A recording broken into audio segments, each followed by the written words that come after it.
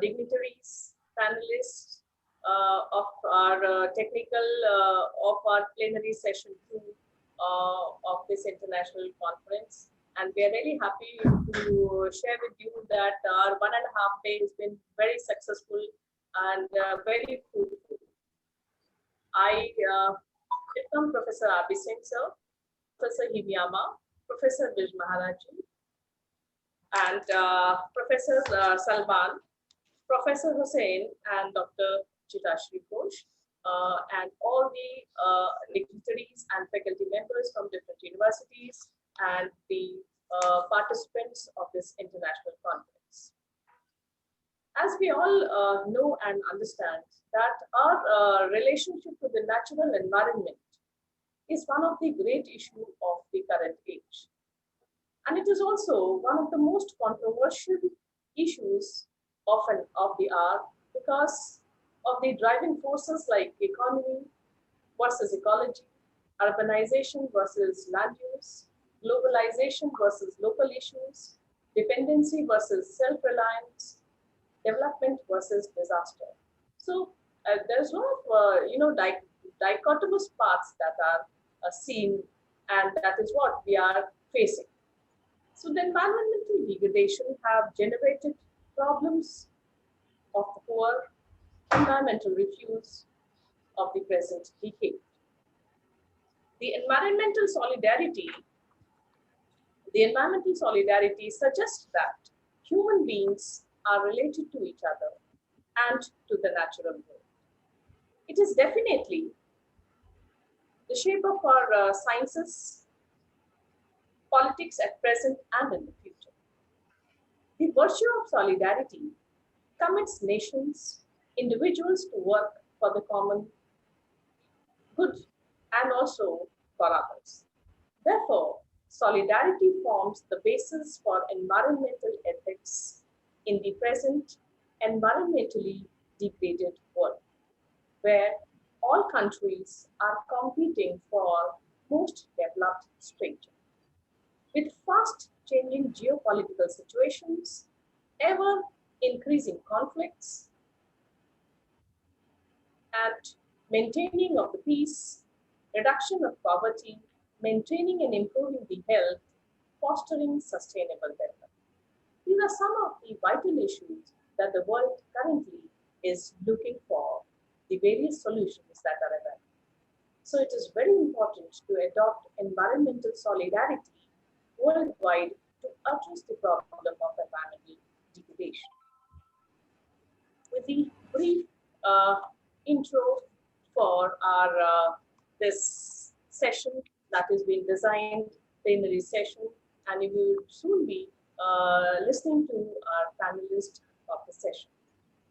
I would like to take this opportunity to introduce the chairperson for this plenary session, Professor Singh sir. Professor Singh sir is the first Indian and second Asian Secretary General and Treasurer for International Geographical Union 2018 to 2022. He is presently Chair, Research Council, CSIR, Central Food Technology Research Institute, Mysore. He is Member, Research Council, CSIR, Central Institute of Medicinal and Aromatic Plants. He is also member, Health and Well-being in Changing Urban Environment System Analysis since 2016. Professor Singh has been Vice President of IGU since 2012 and is elected again for second consecutive term of the highest world geographical body. He is invited by IAP Global Network of Science Academies to join Working Group for Statement on Science and Technology for Disaster Risk Reduction. He is unanimously elected President of Earth System Science Section of Indian Science Congress Association, 1920. Niti Aayog Government of India has invited him as member of the prestigious committee for preparing the Vision 2035. He is chairperson of the Task Force Landslide Awareness National Disaster Management Authority, Government of India. He is also International Science Council Geo-Union Committee on Risk and Disaster Management. He is associated with prestigious programs such as Chair ISC Co-Data Pasted, Member Earth System Governance and IAP Global Network of Science Academies. He has to his credit 15 books, 13 edited research volumes, and 240 research papers at the journals of international repute. This is what I have taken just from Sir's very detailed CV. Welcome. I really take the opportunity to welcome Sir. The co-chairperson for our today's session is Professor Brij Maharaj. Professor Brij Maharaj is at University of KwaZulu-Natal in Durban. He has received widespread recognition for his research on urban politics, segregation, local economic development, human rights, migration, philanthropy, development, and he has published over 140 articles in the world-renowned journals. He has also served as the Public Policy Vice Chair and Human Mobility Commission of the International Geography Union. He is chairperson of South African National Committee of 𝐒𝐲𝐬𝐬𝐢𝐴. He is co-editor of South African Geographical Journal, which is from the Brij. He has served on the various editorial boards of GeoForum, Antipode, Indian Ocean Survey, African Geographical Review, Migration and Development, to just say two. He is a regular media commentator on tropical issues as part of his commitment to public intellectualism. With these words, I welcome you, Professor Brij Maharaj, sir, to co-chair the session. Thank you. These are, I have just read few lines from the detailed CVs of the learned academicians in our discipline. Now I invite my colleague, Dr. Rashmi Anand, to introduce our other members in today's panel. Thank you, Poonam ma'am. To know the different perspective on the topic and engaging in the discussion, today we are joined by a very esteemed and renowned panel, and it's my special privilege to introduce them. As the first panelist in this session, we have Professor Salman Zafar sir.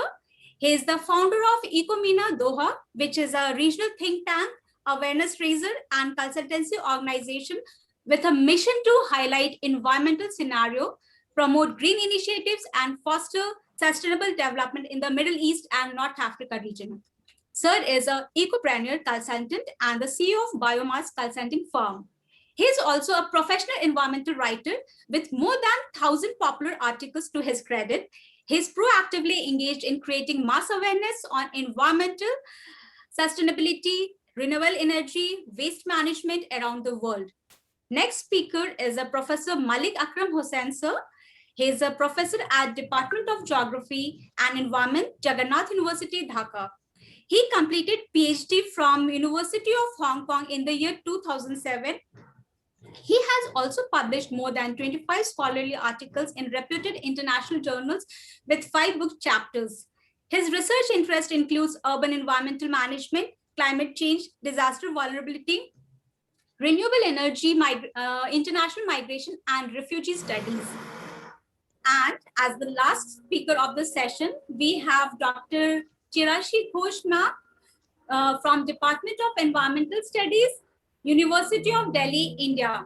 Ma'am is an eminent environmental scientist at the University of Delhi and is well known for her expertise in number of environmental research areas.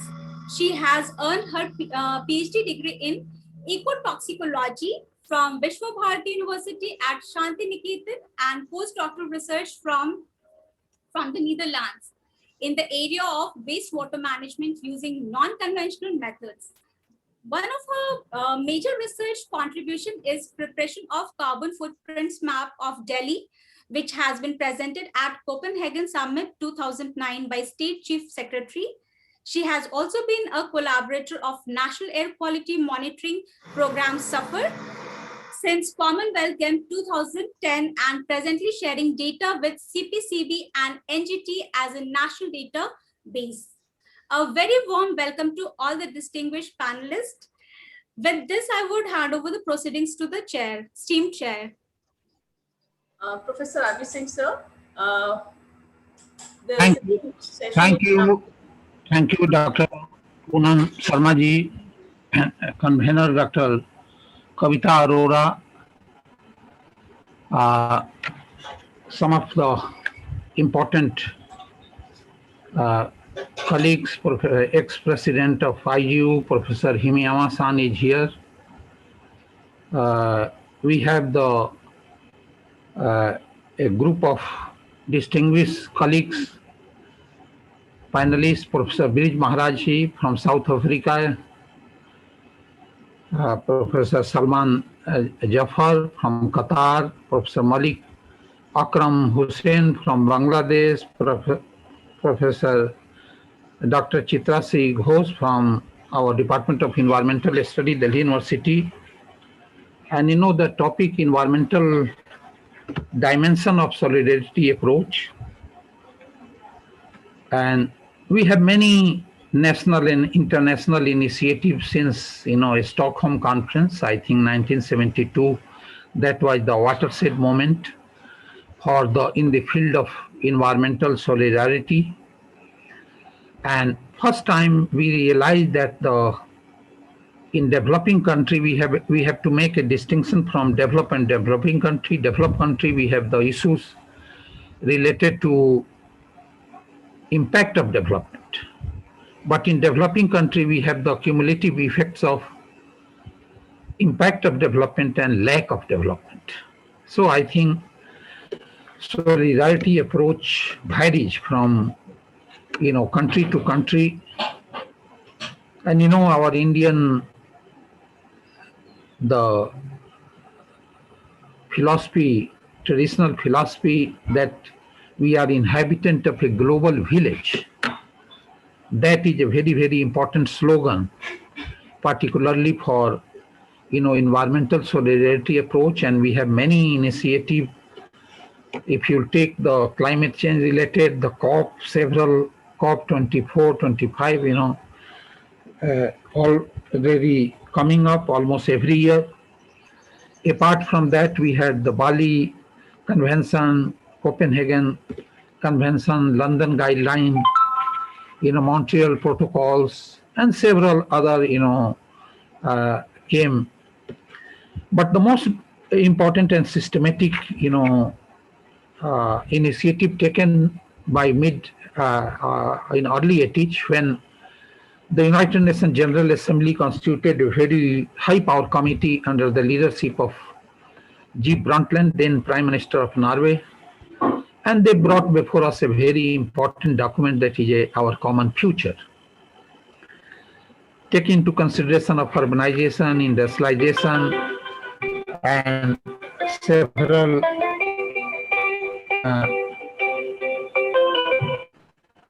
hello, I call you.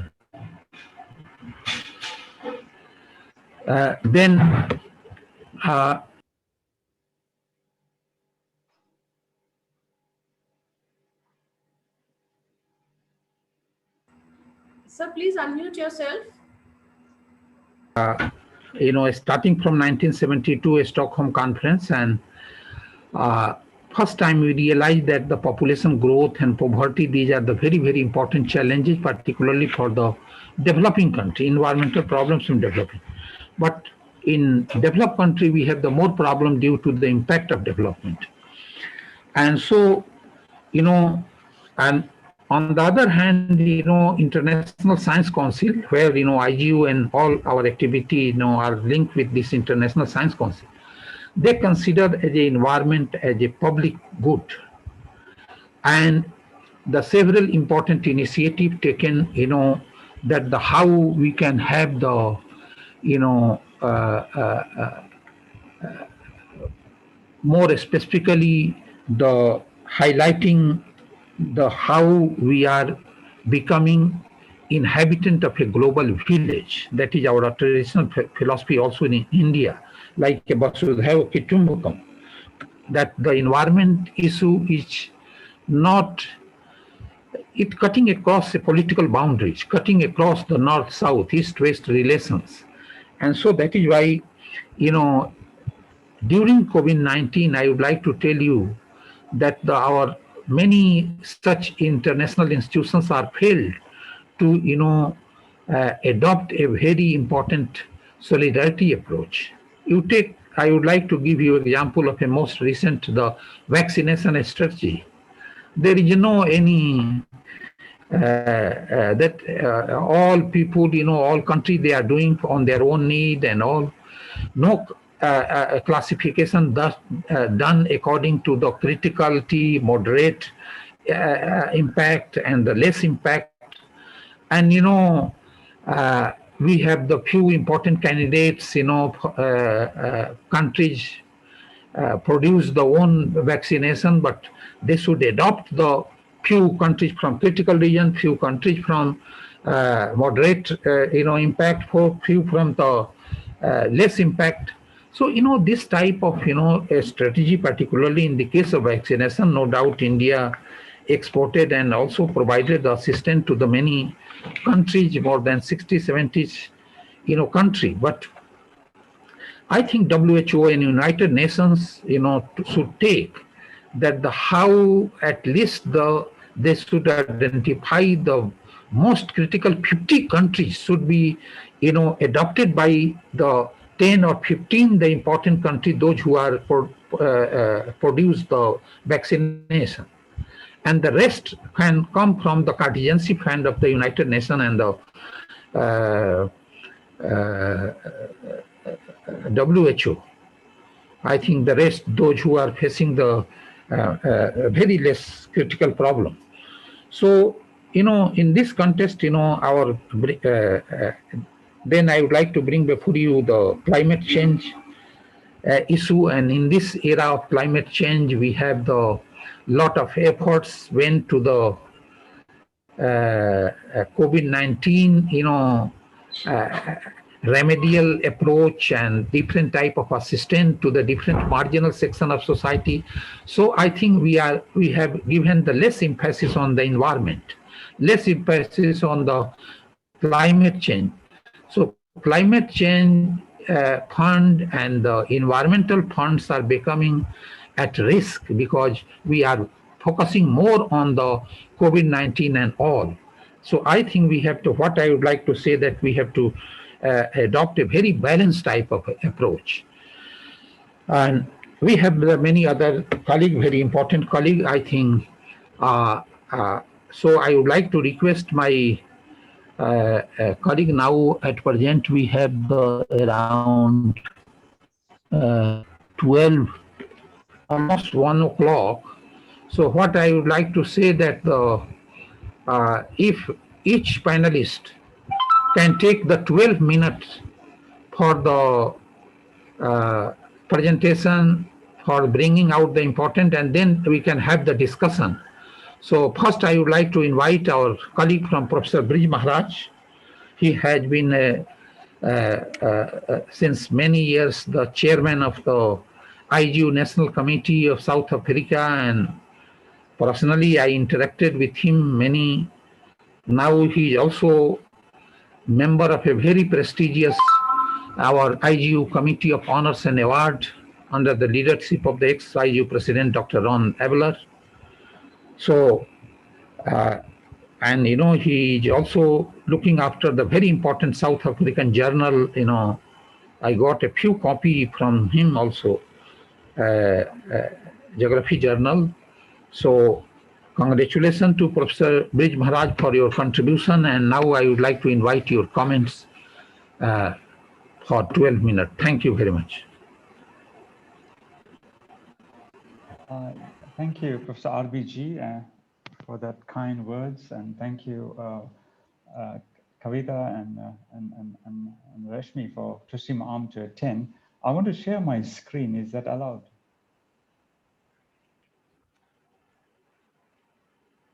Yes, please. Sir, check now. Sir. Yes. Is it working now? Yes, sir. Absolutely.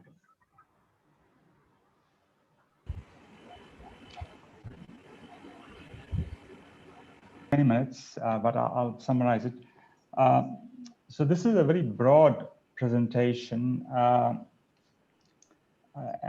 It includes environmental issues, but I thought yesterday Professor Chaturvedi covered the environmental issues in a lot of detail. And I was planning to talk about this book, Giving and Solidarity. It's a book that I edited with my colleague, Professor Adam Abid, who was the Vice Chancellor at Brij University. And then we had Thomas Denito yesterday. He basically covered the themes of this book. So I was in a bit of a panic. And so I've changed my presentation and you'll see the direction I'm going. So there's a view that in human geography, solidarity has not been a key concept. And I actually disagree with that because if you're looking at the rise of radical geography in the late 1960s, we had issues of imperialism, inequalities, welfare, justice, environmental degradation, gender and race oppression, labor exploitation, neoliberalism, and human rights violation. They were very powerful themes. And I think we should remember these names, some of whom are no longer around: Jim Blount, Ben Wisner, Dick Peat, David Harvey, David Steer, William Bungie, Phil O'Keefe, who are amongst the pioneers. Now, a sense of solidarity and connection across geographical boundaries from the local to the national is very evident in these themes. And these themes have continued in the 21st century, in a neoliberal era, in an era of increasing inequalities, social inclusion, displacement, environmental degradation, pandemics, and human rights violation. Now, what's the definition of solidarity? Now, I actually draw from the US Catholic Bishop's definition. One family, and Professor Singh spoke about that, the notion that solidarity binds the rich to the poor. It makes the free zealous for the cause of the oppressed. It calls those who are strong to care for those who are weak and vulnerable. This is the structure of my presentation, and it's a kind of a framework that can be applied. I would say one can use this solidarity framework to analyze environmental challenges, human rights violation, gender dynamics, poverty and inequality, etc. Now we've had Kavita's concept note, which we've all read, and I want to take you back 37 years ago. Only I think RBG and I can recall this. There was a presidential address by Professor Richard Morrill, and he spoke about the responsibility of geographers. And I'll just read the abstract. Geographers have a sixfold responsibility to truth and scientific integrity, to the discipline of geography, a body of knowledge, a corpus of people, the physical environment, our communities, our society, and to humanity. Now, he then expanded on our responsibility to the earth and obviously our dependence on the physical environment. And he's argued that there is a particular scientific responsibility of geography to study the interaction of human beings and environment, to measure the environmental consequences of risks of human choices. Now, as we know, the Intergovernmental Panel on Climate Change, or the IPCC, was established in 1988. Now, this is a kind of a framework, and I know the screen is not clear. I hope you can see it. The notion of different sources of solidarity in geography. And one could look at our interdependence and the collective benefits that we engage when you work together. Then shared norms and values, and this refers largely to the morality, the value systems, etc., which comes from the faith sector.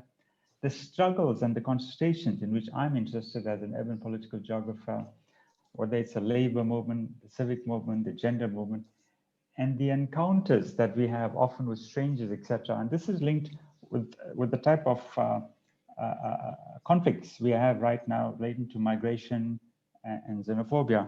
I keep in mind that the word encounter has a very different meaning in the Indian military context. So there was an interesting set of essays and ultimately a book written by Nick Skirman and his colleagues called Solidarity in Human Geography. And they speak about moral and ethical geographies, geographies of responsibility, and geographies of care. Now, these are not new. In 1977, David Smith wrote Human Geography, a Welfare Approach.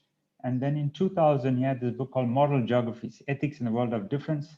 He's a retired professor from the University of Queen Mary College and Queen Mary and Westfield College, London, and was one of my mentors.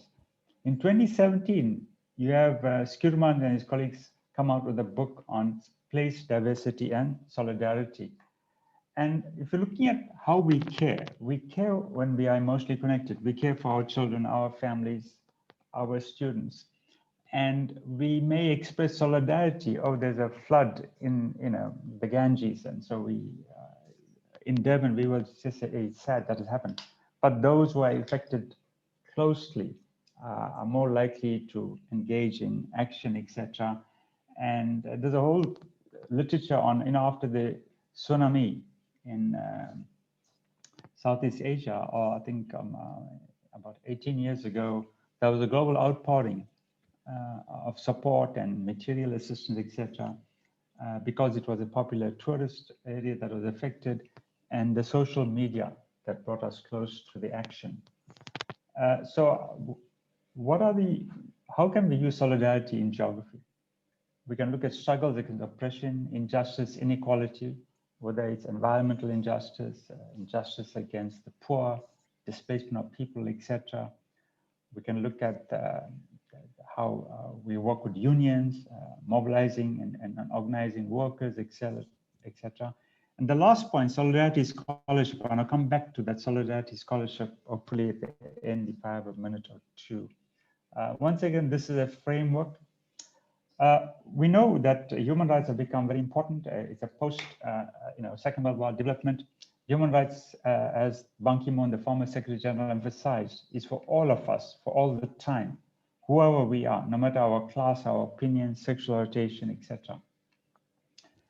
And human rights and solidarity go hand in hand. And I've got this slide from a Canadian agency where we're looking at the moral and ethical basis of decision making. Whether we are concerned about the justice, fairness, righteousness, how do we empower people? Right now, xenophobia and human rights is a serious problem, as I mentioned earlier, and especially in my own country. I don't have time to go into the details, but these are slides of marches in Durban, my city, where there's a sense that foreigners are taking away jobs and opportunities of local people, and it's highly politicized, the potential for violence, etc. The UN itself has promoted solidarity at a global political level. We know that.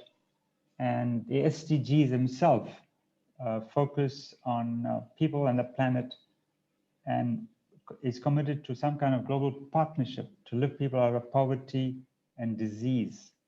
It requires global cooperation and solidarity. And the mantra of the SDGs is leave no one behind. These are some of the environmental SDGs, and they are all connected. And once again, these were all discussed by Professor Chaturvedi in his opening address yesterday. Climate change was discussed in detail yesterday. I'm not going to go into details. But what's the consequence of climate change? The consequences is for people, and it's going to be a big challenge for environmental refugees. The UN's definition of refugees was in a post-World War context where the focus is on people escaping religious and political persecution. But environmental refugees are different. They're going to be pushed out for survival. It's already happening in Africa, and millions are going to be affected. They're going to move across boundaries and so on. And a group of us for almost 20 years have been trying to advocate for the UN to broaden the definition of refugees And the member states are reluctant because it has certain implications and responsibilities to take care of the other. In my own country, environmental rights are entrenched as part of human rights. So everyone has a right to an environment that's not harmful to the health or well-being. But Devon, my city, and the South Devon where I was born is choking. These are a snapshot of pollution incidents. And you can see people and this is happening in a democratic under a democratic government. And Rashmi Anand was in Devon almost 10 years ago. Rashmi, you might remember this area. And then Prof. RBG spoke about COVID-19 and the time for solidarity. जैसे अभी जाने में देर है आपका. So there are a number of lessons we can take that communities should work together collectively. We need to focus on the vulnerable, etc. These are all lessons coming from the UN. And in my own country, so the President Ramaphosa, this is what he had to say. All people are affected, the rich and the poor, young and the old, black and white, and those who live in urban and rural areas. Let's not make the mistake of thinking that this is somebody else's problem. Another example of spontaneous global solidarity, and I don't have a title for this, you should pick it up very quickly. This is the Me Too movement, and where women have spontaneously mobilized on a basis of solidarity in terms of sexual abuse, gender abuse, and it's across the world. It's been an amazing movement, empowering vulnerable women, and especially in the Middle East and in Southeast Asia as well. Then we have networks of solidarity, for example, the Occupy movement, which took place in parts of the US. And this is just one example of how people in and around New York City began to mobilize in a solidarity manner. I'm going to conclude about something I feel very strongly, and we don't talk often enough about it. I think we need to reduce the gap between ivory towers and communities. How do we empower as academics the poor and the disadvantaged? We need to demonstrate solidarity and put our talents to support and empower poor communities whom we study, our students study. I always tell my students, do you just take your data and disappear? Do you go back to those communities after you graduate? And I think we have to expand into public spaces where we can have public discourse and social action. Scholars have to participate in the struggles and campaigns of local communities rather than providing technical expertise to those in power. That means those in government. In my country, there's a very lucrative consulting industry, and you can make a lot of money.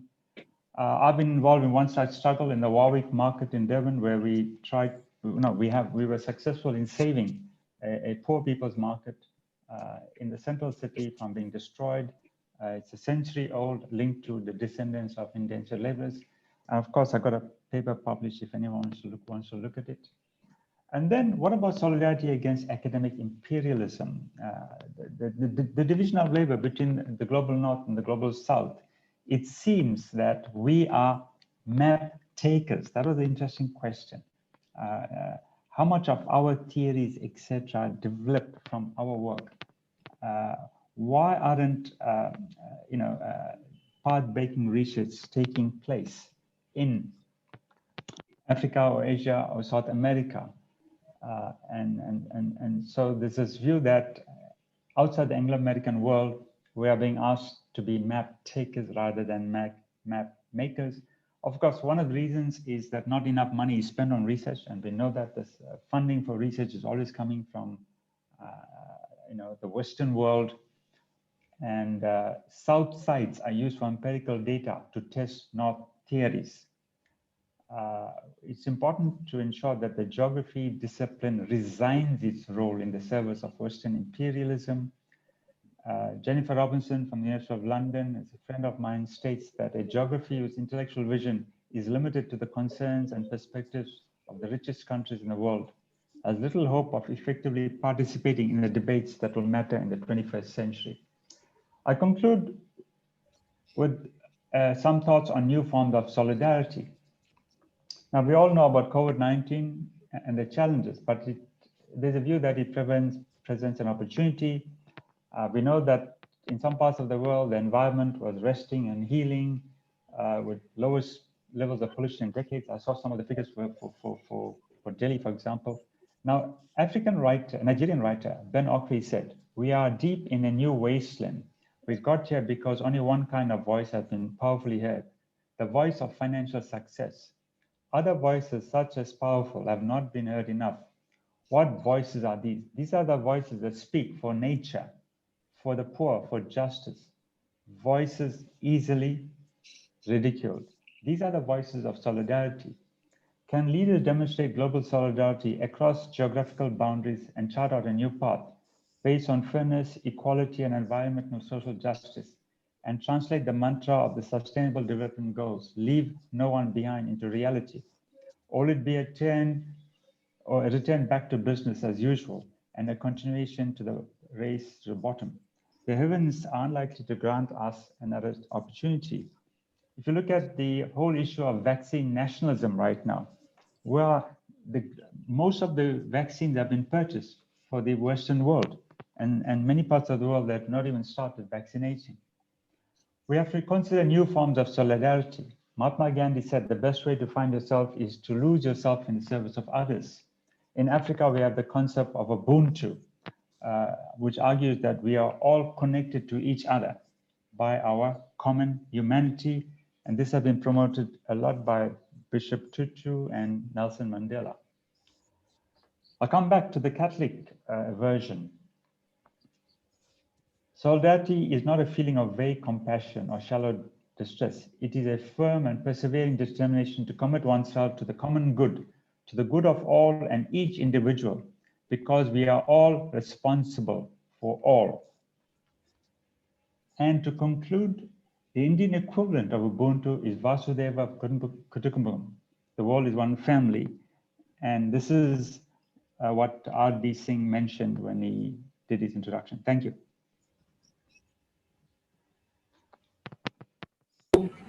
Professor Brij Maharaj, I think you have, in the conclusion, you have brought before us a very important issue, that how global solidarity across geographical boundary, and this should be based on the fairness, justice,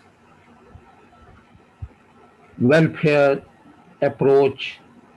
You have highlighted the several important issues like the human rights violation, and it is very important that we can, our solidarity towards the environment and human right connection should be linked with the also violation of the, if people are not behaving with the living organism. So this human right connection should be linked, new form of solidarity should be linked with the, if people are not behaving properly with the living organism, like biotic community. So you have also mentioned about the develop a close relationship with the solidarity and geography, world as a one family, and book that you mentioned also the giving and solidarity, that is a very, very important, particularly for the our participants. They will have a best knowledge, adequate knowledge on the basis of consulting this. Now right away I would like to go to the, I hope you have a time to wait at the end for discussion. Yes, I'll be on. Okay. Okay. So now I would like to invite our second speaker, Professor Salman Zafar. He is also entrepreneurs and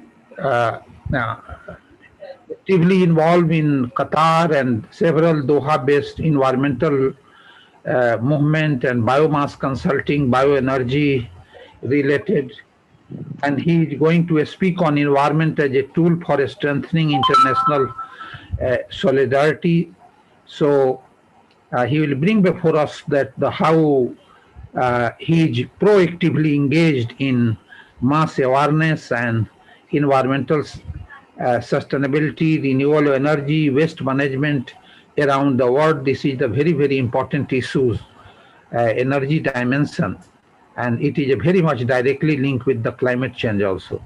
So, Dr. Salman Zafar. Thank you very much, Professor Singh. First of all, I would like to correct a little bit of information about myself. I'm not a professor, I'm a chemical engineer. So it's a bit of disconnect between geography and chemical engineering. But I am active in the environmental sector, renewable energy, sustainability. So I have forgotten most of chemical engineering and now diving into another world. So first of all, I would like to thank Dr. Kavita Arora and her team for inviting me to speak at this prestigious event. And I hope my presentation is visible to everybody. Is it? Yes, sir. Please Okay, go thank ahead. you. So when we talk about environment, just like right to life or right to privacy, other fundamental rights, there's a movement to declare right to a healthy environment as a fundamental right. Because environment, as we all know, it has no boundaries, no borders. Whatever is happening in Bangladesh may affect India, and whatever is happening here in India may affect Bangladesh, Afghanistan, other neighboring countries. So environment has definitely no boundaries and no limitations. So we cannot build a huge wall and contain the environmental problems within ourselves. But when we talk about progress and development, environment is the first casualty. We have seen tribals and marginalized communities being uprooted in the name of development in our own country. And they are the people who are bearing the havoc caused by progress and development around the world, be it in Latin America or Africa or other parts of the world. So talking about economic growth and development, we have many different issues coming to focus, like emissions of greenhouse gases, cutting down of forest, pollution of water bodies, pollution of our atmosphere, pollution of the soil, waste management issues, scarcity of water. This is one of the burning issues being faced by countries like South Africa or India or the Middle East. Then desertification is another issue that is hampering the growth of the humanity in recent years. Talking about environment, we need to talk about environmental justice also, because there can't be a development, sustainable development, unless there is justice. So what is environmental justice? It is the fair treatment of meaningful involvement of all people, regardless of race, color, origin, or income, with respect to the development, implementation, enforcement of environmental laws, regulations, and policies. As I mentioned, environment is a global public good. Like air and water, it is a public good, but it has a limited capacity. In recent years, we have seen the environment being degraded in the name of development, and there's a very essential prerequisite for the development of the mankind. Environmental conservation is critical because it is the building block for maintaining peace, reduction of poverty, and improving health. And if we take some recent examples, we had the locust problem here in India last year. So many of you might not be knowing that it originated from East Africa. It traveled all through East Africa to North Africa, then it entered Asia, Iran, Afghanistan, Pakistan, then it came to India. So that's why we can realize the importance of environmental solidarity in the international perspectives. And we need to have close, interdependent, and long-term relationships to make our the goal of sustainable development a realistic option. What are the basics of environmental solidarity? We need to have a framework.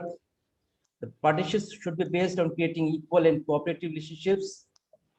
Then creation of organizations, regional, international, and multilateral organizations, which can strengthen cooperation among stakeholders. These stakeholders, they may come from the working class, from the industry professionals, from government agencies, and other sections of the society.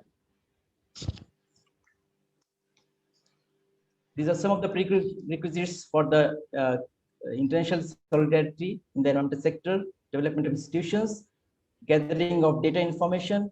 Then whatever information we have collected, it should not be hidden or brushed to the carpet. We need to have a proper mechanism for its dissemination. And at 𝐒𝐞𝐬𝐬𝐢𝐴𝐺, that's what we have been doing. We have been gathering information about the environmental problems in the Middle East and North Africa region, collecting data, compiling essays, analyses, and reports. And then we are disseminating information about the problems faced by the region in terms of environment and publishing it on our website for the sake of public good. Then capacity implementation, diverse and inclusive participation and collaboration. We also need to have some financing mechanism, political support, as well as environmental education to increase awareness. What are the desirable options for it? We need to have some existence of international political institutions like United Nations, Global Environment Program, IUCN, then adoption of a leadership group by one important nation. Somebody has to take the lead, be it India or USA or UK. So the most reliable person should be the leader. Large proportion of localized benefits relative to transnational benefits, relatively high cultural similarity among negotiation parties. The continuous relationship is the key to the success of any international initiative. In recent years, we have seen a new paradigm for sustainable development. Sustainable development has been defined as the combination of environmental protection and economic development. And we cannot have development and progress at the cost of environment. And for this, to achieve this, we need to have some local, regional, and partnerships. And a holistic, coordinated, and integrated by planning and management. And as I mentioned, stakeholder participation is also essential to make it a success.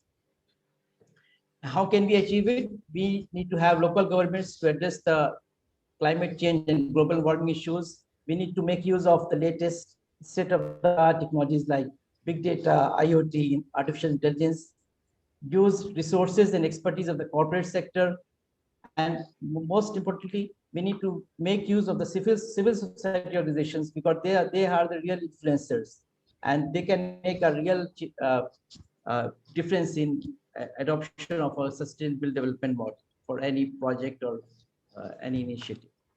We have good examples from the UNEP, then we have UN Millennium Assessment, then combination of WWF plus IUCN, it's called Traffic for the Monitoring of Wildlife Trade. These are some initiatives for international solidarity in the environmental sector. So for the advancement of sustainable development, we need to have strong partnerships between governments, regional governments, international governments, and other entities.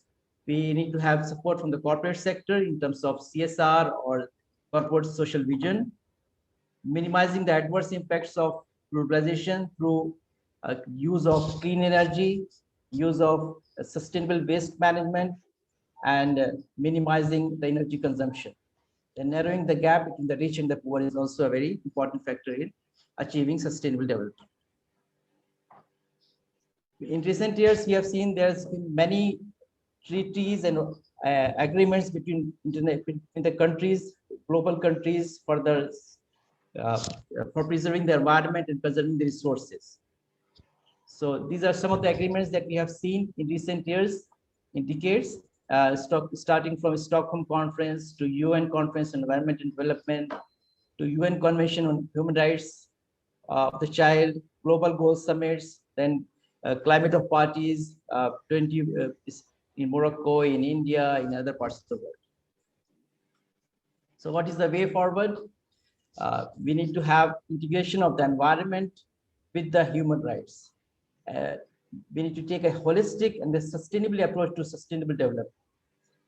It is important to highlight the right to a safe, healthy, clean, and sustainable environment to have a safe future for the coming generations and for this generation also. Access to environmental justice for all the stakeholders, proactive involvement of all stakeholders, especially marginalized communities and civil society groups. This is all I have to say. And lastly, I would like to share some information about what we have achieved at 𝐒𝐞𝐬𝐬𝐢𝐴. As you can see, I'm from India, but I have been active in raising awareness about environment, sustainable development in many parts of the world. So at 𝐒𝐞𝐬𝐬𝐢𝐴, we are trying to focus on a particular region, the Middle East and North Africa.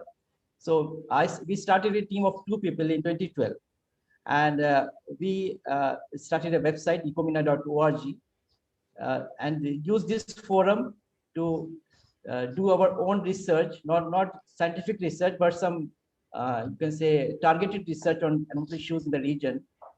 We had our own understanding of the problem, and we tried to simulate some solutions, plausible solutions to solve those problems. And then when we had particular article on essay, we published on our website on spread the knowledge through the social media networks that we had. We had many groups on Facebook, LinkedIn, and we had good presence on Twitter, Instagram, and other networks. So we had used this medium to build a strong network of volunteers from all over the MENA region, almost 15 countries. And now we have a team of around 200 volunteers from all over the MENA region who are helping us in doing targeted research, doing translations from English to Arabic or Arabic to English, because most of the local population, they are not familiar with the English language. So we have tried to localize the information that we have collected for the sake of public good. And then when we publish this information on our website, which has very good rating as far as Google is concerned. And as of now, we have had more than 4 million visitors who have made use of our knowledge that we have collected for their school projects, college studies, PhD thesis. Then government agencies are also making use of our reports analysis. So it has been a challenging task in the beginning, but now we are at a position where we are making a big change as far as international solidarity is concerned. So we had a you can say, regional approach to international solidarity, and we have made a good success. And I hope that my presentation has been, I'm not a geography expert, so I hope that it is understandable to participants from all over the world here. Thank you very much. Dr. Zafar Sahab, for bringing a very important issue, environment as a global public good. But I would like to say that even science is a global public good. And I think knowledge production should be shared and equally. That is the need of the hour at present. How the whole scientific knowledge production system must be shared and cared by the all community. That it will be the very important solidarity approach. And you have mentioned certainly that how our action and initiative must bring the transnational benefit. That is a very transnational benefit. And you have highlighted the role of local government also, that this local to national environmental governance is a very much important for creating a type of infrastructure, type of institutional mechanism, so that we can have a very integrated solidarity approach. So thank you very much. Now we have the third important distinguished speaker, Professor Malik Akram Hossain from the Bangladesh, from Jagannath University, Dhaka, and he earlier served as a Rajshahi also, and he has been also associated with the very prestigious AIT Bangkok, and largely focusing on the urban environment, climate change and disaster vulnerability, energy, international migration. And he is going to discuss with us Rohingya refugee crisis, solidarity in regional geopolitics. That is another very important issue, is now becoming a very important challenge for our global community. So, Dr. Malik Sahab, Yes, sir. yes, please go ahead. So, can you hear? Am I audible? Here on the online international conference on exploring the application of solidarity application in geography, organized by the Department of Geography, Shaheed Singh College, University of Delhi, India. And I would like to thank Dr. Kavita Arora, who invited me to attend the conference. So my sincere regards to the session chairs, Professor Dr. Poonam Sharma, session chair, Professor R.B. Singh, sir, and the panelists, the participants. Good afternoon.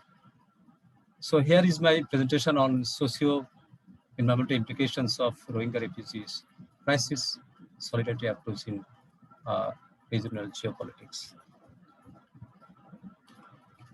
As we know, forced migration of human from one place to another has started before the emergence of nations, state and international migration regime, and war and conflict between or amongst civilizations or tribes were the main causes for making people forced to leave their place of origin. In a report in UNHCR 2017, disclosed that almost 16.2 million people newly migrated, where 11.8 million forcefully migrated, and the remaining moved for newly asylum seekers. And also due to migration in 2018, 13.6 million people migrated globally, in which 2.8 million people willingly took shelter in foreign countries, while 8 to 10, almost 11 million fled forcefully, but remain in their own countries. So currently the global total of forcibly migrated people is over 16.5 million. So it's huge. And forced migration, sometimes called involuntary migrations, and can be categorized into two broad categories. Those who cross the borders are termed as refugees and asylums, while those who are forced to displace within their national territories, they are termed as internationally displaced persons. The movement of people in different forms happens. For example, refugees, migrants, and IDPs. And although these terms are seem to be different from each other, but all belongs to the same categories as forced migration. In a systems or nation states in the 21st century, although we know every person has a right to have a territorial or national identity in which they must be embedded, but failure of state or fragility of some state makes millions of people homeless, stateless, as we can see in the case of Myanmar refugees in Bangladesh. So far, migration can be defined as a set of phenomena, either natural or anthropogenic, that make people refugees and IDPs. So in other words, we can define migration, forced migration, as the movement of people, not by choice, but by force. So who are the refugees? So forced migration is sometimes termed as forced displacement because of various reasons, for example, political, social, economic, and environmental factors. And refugees also part of forced migration. They are uprooted or sometimes displaced from their home, going to various reasons, for example, political events, war, ideological differences, land development, violation of human rights, and so on. And UNLA 2014 argues that the lives of refugees are caught in a predicament where safety, rights, identity are threatened. So in terms of protection, there are also lacunae in policies for the refugee in receiving as well as sending countries. So now we move on to who are the Rohingya refugees. Currently, more than 1 million Rohingya people living in various refugee camps in Cox's Bazar, which is near to the border of Myanmar, Rakhine State. So Rohingya people is the victims of forced migration by the Myanmar military-led government. And Rohingya people found their easy way to Bangladesh as a neighboring country that is characterized by weaker borders and almost similar culture and religion. And they are living in different camps in Cox's Bazar, which is ecologically critical areas in Bangladesh.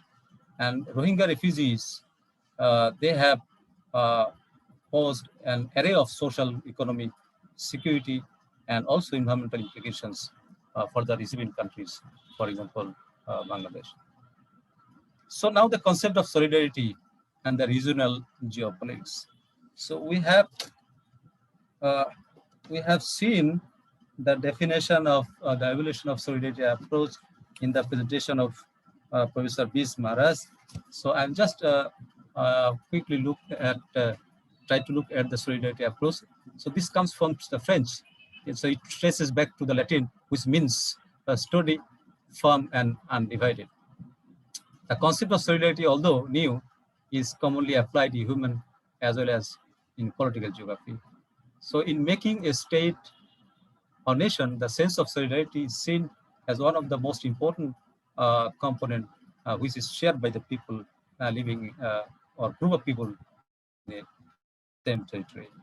So, however, the term solidarity is now has now been applied in diversified field. For example, society, society, ecology, regional study, climate, environment, and so on. And in other words, geopolitics is a term which comes up with images. The word provokes ideas of war, empire, and diplomacy. And geopolitics, according to Flint, 2006, so he defines geopolitics is the practice of states controlling and competing for territory. And the contemporary geopolitics, as Flint argues, identifies the sources, practices, and representations that allow for the control of territory and the extraction of resources.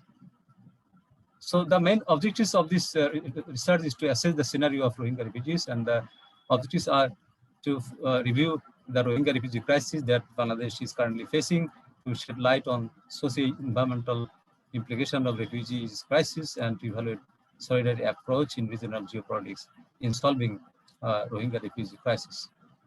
So these are the methodologies we have used primary sources and also secondary sources to complete this study. So the first objective is to review the Rohingya refugee crisis. So Rohingya refugee, as you know, is a long-standing bilateral issue between Myanmar and Bangladesh. So the influx of Rohingya refugees are not ordinary, they are not ordinary people. They are uprooted or displaced from their home due to various reasons, for example, political events, division in ideology, and also violation of human rights. And approximately 1 million refugees of the Rohingya minority who are Muslims forced from Rakhine State of Myanmar have crossed the border and entered Bangladesh on or before 25th August 2017. And they seek shelter from Bangladesh from escaping systematic oppression and persecution in Myanmar. This huge population has posed serious consequences on local community, tourism economy, natural resources, and also local environment of Bangladesh. And these people are living in different camps, which is the largest camp in Bangladesh, Kutub Palong. Another concern is this could be the hotspots of COVID-19 due to the proximity of camp settlements. And Rohingya camps are overcrowded as many families, for example, more than 10 families members are living in just one room, and more than 100,000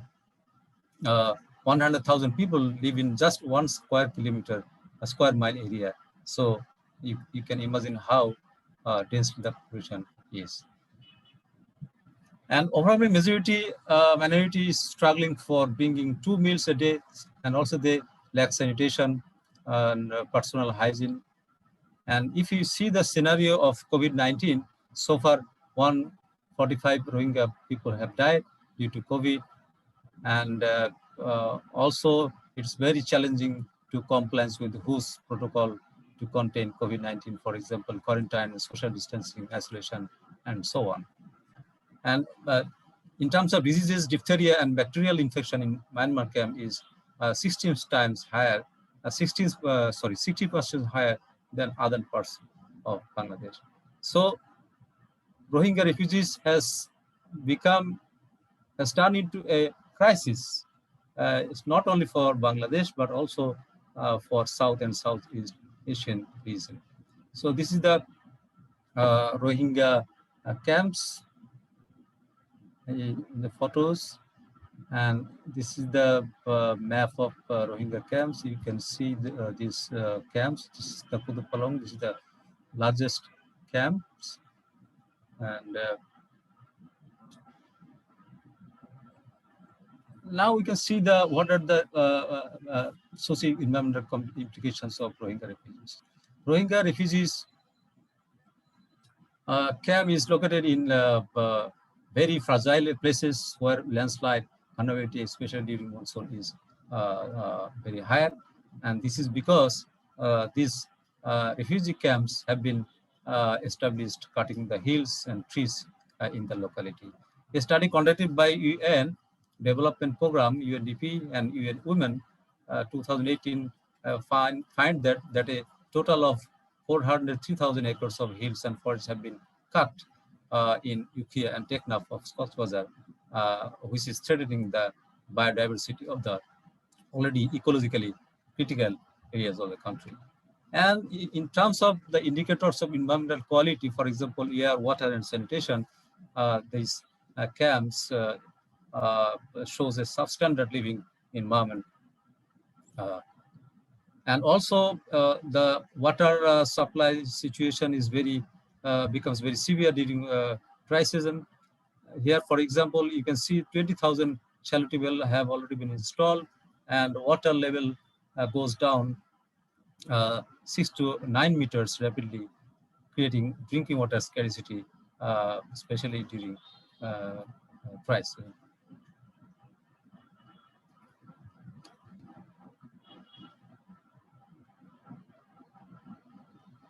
And the overcrowded condition may trigger the propensity of contagious diseases like COVID-19. And also air quality has an impact on the outbreak of COVID-19, as the previous study shows that people residing in poor air quality is likely to be affected by the COVID-19 virus. And also the refugee camp suffers from very poor air quality due to the propensity of, due to the proximity of kitchen to the living space. And in the refugee camp, studies found that the particulate matter PM pollution, which is far beyond the standard guidelines. And considering the environmental degradation and the environmental loss, some scholars argue that Bangladesh should demand compensation from Myanmar for environmental degradation.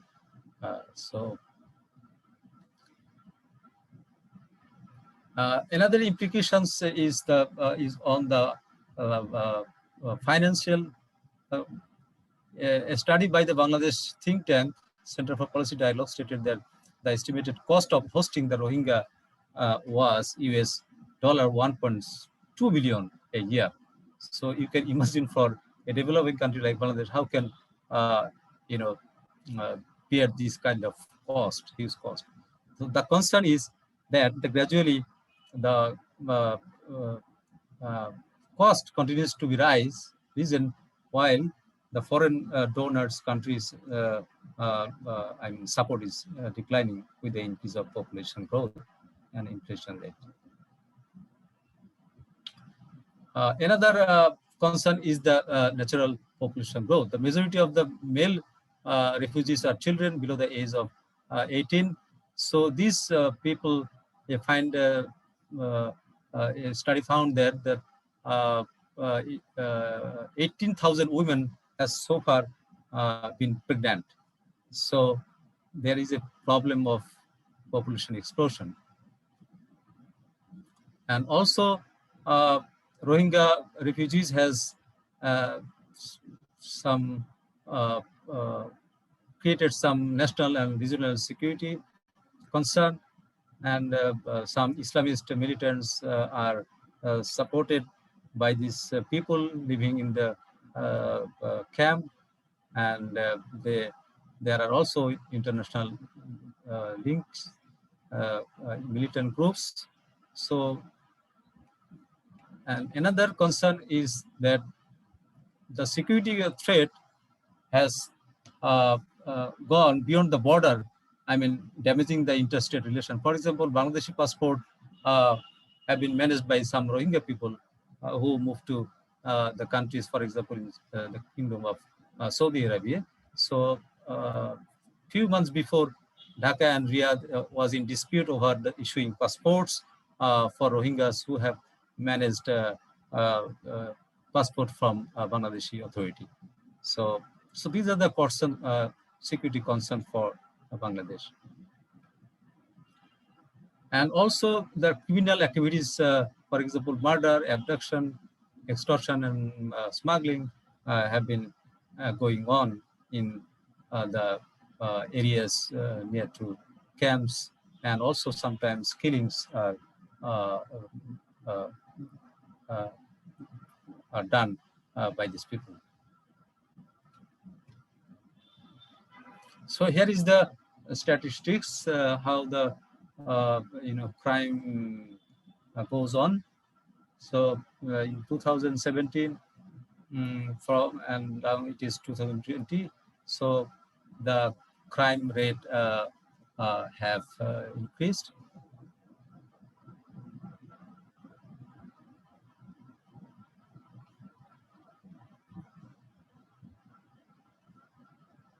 And if you see the solidarity, approach towards Rohingya refugees, initially the local people, who are living in Cox's Bazar, they showed their solidarity to these people to provide shelter because of the proximity and similar culture and religion. And also the government of Bangladesh initially supported support to the Rohingya refugees in the humanitarian ground, which is linked to solidarity.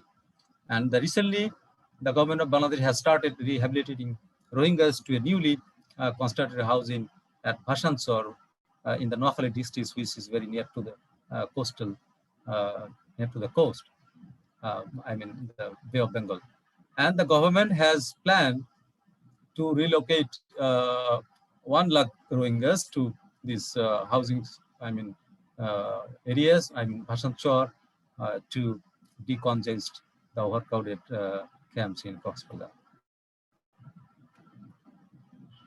So this is the aerial view of the Bhasanchar housing, and this is a very,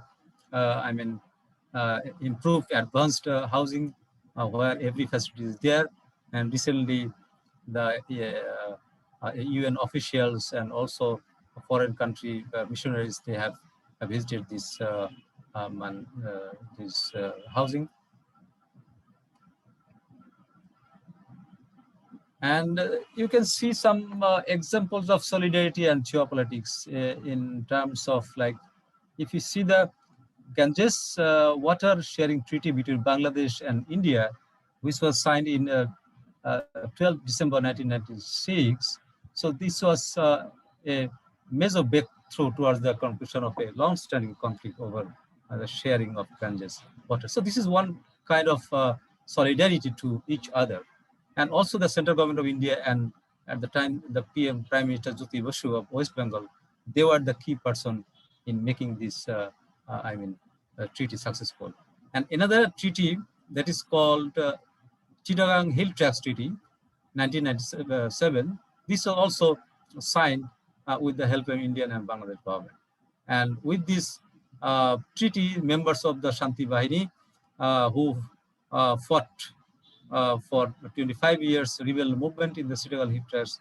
So after the treaty, peace treaty, it has been stopped, and now peace prevails in the hill tracts area. So all these initiatives, all these condition issues have been possible only due to the application of solidarity approach. So these are the examples how we can solve this problem, bilateral problems, with the application of solidarity approach. So in terms of Rohingya issues, what are the role played by the United Nations? If you see that United Nations and other allies. Professor, please conclude. Oh, okay, sir. So we have seen these organizations have failed to find any effective solutions for the refugee crisis, which has not been possible due to the unwillingness of the Myanmar government and also the regional geopolitical actors. And the ASEAN states, they have also failed to put any pressures on Myanmar. And China as a big player in the regional political dynamics, and India also, they have huge investment in South and Southeast Asia. So I think these big players, the regional geopolitical players, have a key role to the crisis of Rohingya refugees. So this is my last slides. So thank you very much, and thank you, sir, and thank you everyone. Thank you, Dr. Malik, Akram, Hossain, for bringing before us a very important issue like migration and how the environmental nightmares, they are posing threat to the environmental refugee. And you have mentioned that in case of Rohingya, several socio-economic, environmental diseases and several crime activity and others. And so it is very important that the global community, ASEAN and regional partners must support the Bangladesh in this very important mission. I would like to tell you that we have 12 districts in Western Rajasthan where in last 20 years we have drought occurrence like 12 to 16 times. And many times the people migrate to the different area, other part of like Madhya Pradesh or the part of Haryana and all. They are just move as an environmental refugee due to the drought.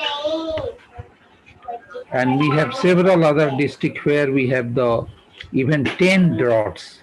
Out of 20 years, 10 droughts, more than 100 districts of our country, where precipitation is less than potential evapotranspiration. So, this is a very issue, and if you go to Africa, same thing. Drought is a very, very important, and environmental refugees are coming. So now we shall move to our last speaker, Dr. Chirashree Ghosh from our Department of Environmental Science, Delhi University. And Dr. Ghosh has been associated with the several important projects of CPCB and also IDRC, that is a very important Canadian agency, and particularly highlighting the issue of gender, women's role in environmental pollution and the challenges faced by them, and she sensitizing us how simple and effective lifestyles can help them to attain the better quality of health. And food, nutrition, and lifestyle. These are the three important issues globally. As you know, during the COVID, that the almost 50 countries are facing the problem of the food crisis. They are not able to support their citizens. And so that is why the Nobel Prize of the 2020 went to the World Food Program because they supported the food. Nutrition, that is another important issue, we and female, they are more sufferer and victims. Our urban areas, even slums area, you can see the very tragedy of the nutrition and lifestyle. These are the three very important things. So now, Dr. Ghosh, floor is yours. Thank you, sir. Thank you very much to the committee, the organizing committee, the Dr. Kavita Arora for inviting me, the Bhagat Singh College Geography Department. I must tell you that this is a solidarity again, that being in environmental studies, I'm in the geography department. And definitely I'm honored to be where the Professor Singh, people like such eminent persons are cheering. So I'm really happy, sir. I knew about you many times, but Thank you. Thank you. so this is a good platform for me to interact with you and to listen to you. Professor Brij, Dr. Salman, Professor Malik, so eminent speaker. Before coming and starting, I was thinking to talk about science, what I discussed, but then I found that it's a solidarity. And this is a topic, what I feel from my side. For the last 25 years, I'm working on pollution and health. And before coming to DU, I was in IIT Delhi. So I have a little bit experience with working with all the people, different discipline, what I generally enjoy, besides being a hardcore ecotoxicologist. But what I found that health was never been before so much addressed. So referring in your inaugural statement that now pandemic taught us many things. So we are going with a crisis within a crisis. We are having health crisis, but we are having a dichotomy of this pandemic, like we are also faced that environment was in a better place. So that means if you talk about environmental crisis, we didn't see that part during the pandemic. Health was in a crisis. Again, we found that there's a problem between urban and rural crisis. So urban is a disaster condition, rural was in a better condition compared to, it was, I think, the first time, because in India, I always, when I was doing a research, I was teaching a paper on urban ecosystem and the pollution and health in our department. We found that we don't need smart city, we need smart village, what we right now actually accepting. That if we have created smart village before, because India is looking for smart village. So then that type of problem, migration happened during this pandemic. We have not seen that such a pathetic scenario. What was, we say, heartbroken that the people are walking and going from the urban reverse migration. Maybe we can talk about this. So this is one thing. Again, there's a dichotomy. We found another fold of paper that we are having within the urban ecosystem, we are having the rich and poor crisis. Rich, we are not very much worried, but the poor actual picture came up of the pandemic problem, it is for the poor. Then if you think about gender, then that question always came, why we have neglected the gender in the environmental issues? Because if you think about the because I'm also in different type of bodies, what I found the very few gender voices there. So it is very important right now when we talk about, it is not a word thinking only or hypothetical, I will discuss today, just show you few slides, not as a researcher, but how the index is telling us global, because right now we are discussing on the feeling of commonalities, sorts of commonalities, ecosystem services. So now this is the time where we have an option, we should go along with the science and technology development, whatever the development and goal and future SDG and the MDG we are talking about, we must have opt for the natural biological solution. Initially, when I was working with the engineers in IT, I found in my time, the biology was not very much attended by them. Now they are all coming for the option for the technology as a conventional biological solution.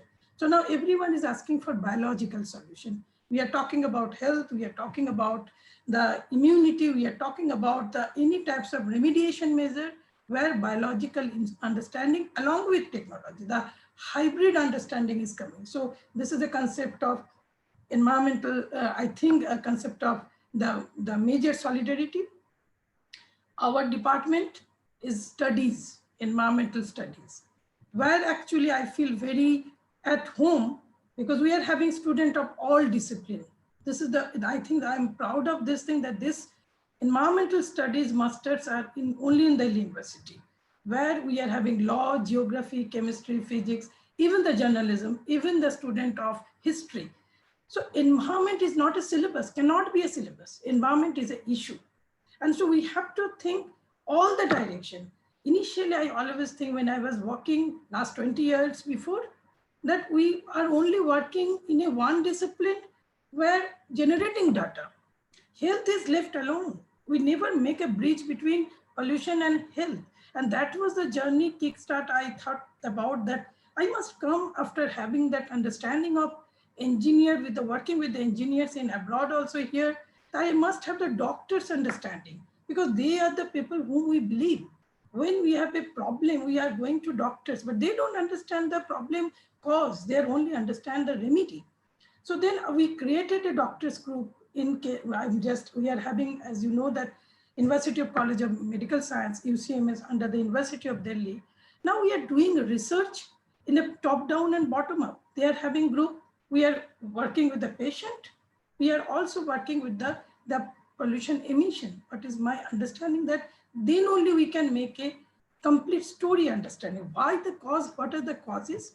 Then comes the social science. We need geography people, we need the policy maker. So it is not so easy. Why we are having less database? Why we are having less policy? The reason is that our data generation is very incomplete. So if you have that type of solidarity in doing research, we all get the people and their data. So we're repeating research we are having. And I think that all the senior people understand more than me. So this is one pain always I had in my mind, why we are not cooperating and sharing the database with each other. And right now, I feel that it is more better. And this type of conferences and organizations are very important to make the student aware that we should not research or issue-based research. We need action-based research, community action-based research, where we are having the global village, definitely, global family, but we should work on the research, what we are facing right now, the problem. So this is very important, right? The two need natural biological solution. After pandemic, we are understanding. Another is community-based, action-based research. What are the problems right now we are facing, we should address. And that way we can create better living place for our own sustainability. So I'll just share my few slides, what I brought for you. So I work on different types of index. I'm not going in a data because sometimes what happened that if you talk about the values, the numericals, people are confused. So ultimately I found that when I was working with Zafar, as we discussed that Commonwealth Games, we found that government asked me that you must be part of this program, and I have taken care of the rugby stadium from representing our university. So I found the most important thing is that index color coding to make people aware. So this is one of the important ICT is there. So we have to make color coding. So environmental pollution index, we actually initiated all the problem. If it is air, water, soil, we can make it a color coding for understanding the environmental health. We are always concerning about personal health or public health, but we are earlier not very much sure about the environmental health. If we don't make environmental health better, we cannot be better. That pandemic taught us. So it is not isolated, it is going side by side. Then comes the gender. Who is caring? Who is nurturing? Why we are leaving them? Because if you remember, I think all the people from all the families and all the different countries, the first lesson of environment, health, and sanitation we got from our mother. So in the course of time, we forget that they are the gender are the major clear with a clear understanding. So sometimes they are the campaigner, they are the ambassador of our family or the community. Sometimes we make, I think that sensitization also needed, where we can use that workforce whom we left in the decision making. So in this case, I just want, there's a one terminology, environmental performance index. And environmental pollution index is a part of environmental performance index.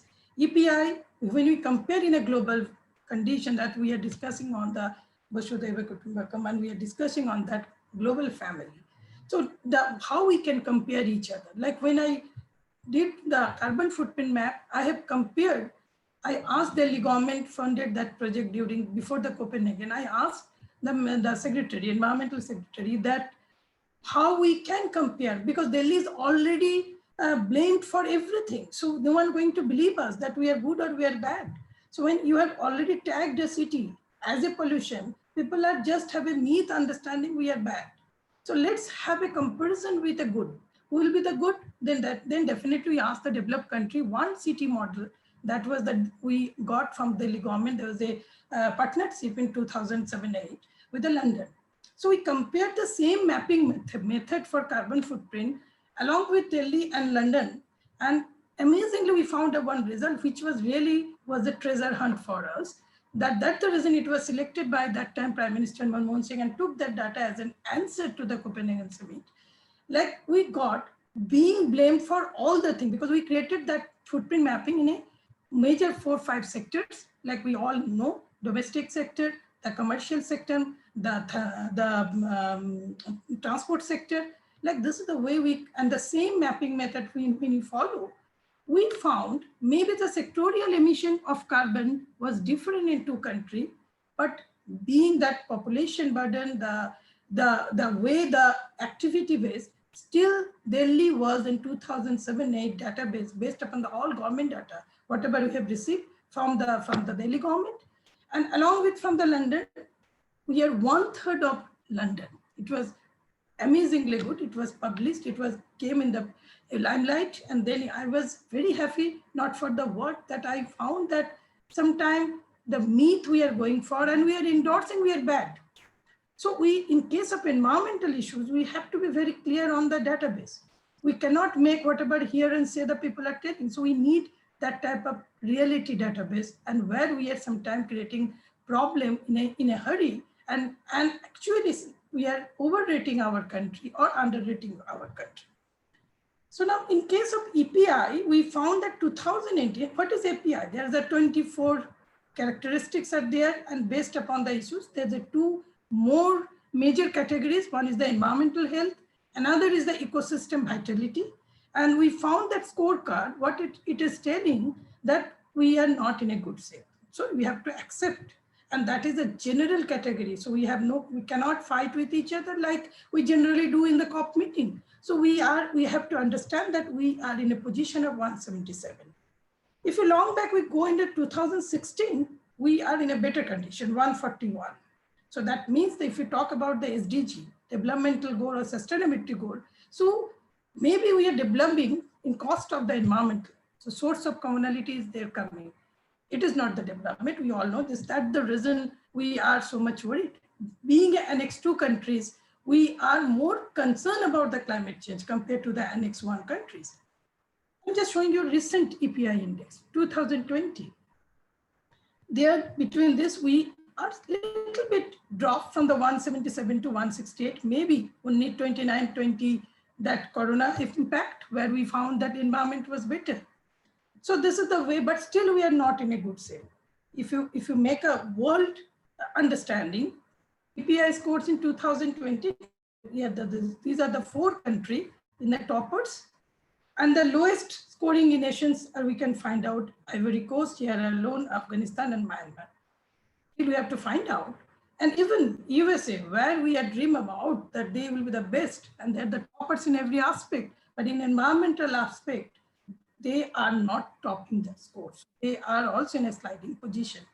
So that means, and the major impact is there for the water and waste management. So there are ample understanding that which area we have to work on the papers. on the issues, and then we can make better our ranking if we really very much focus on that.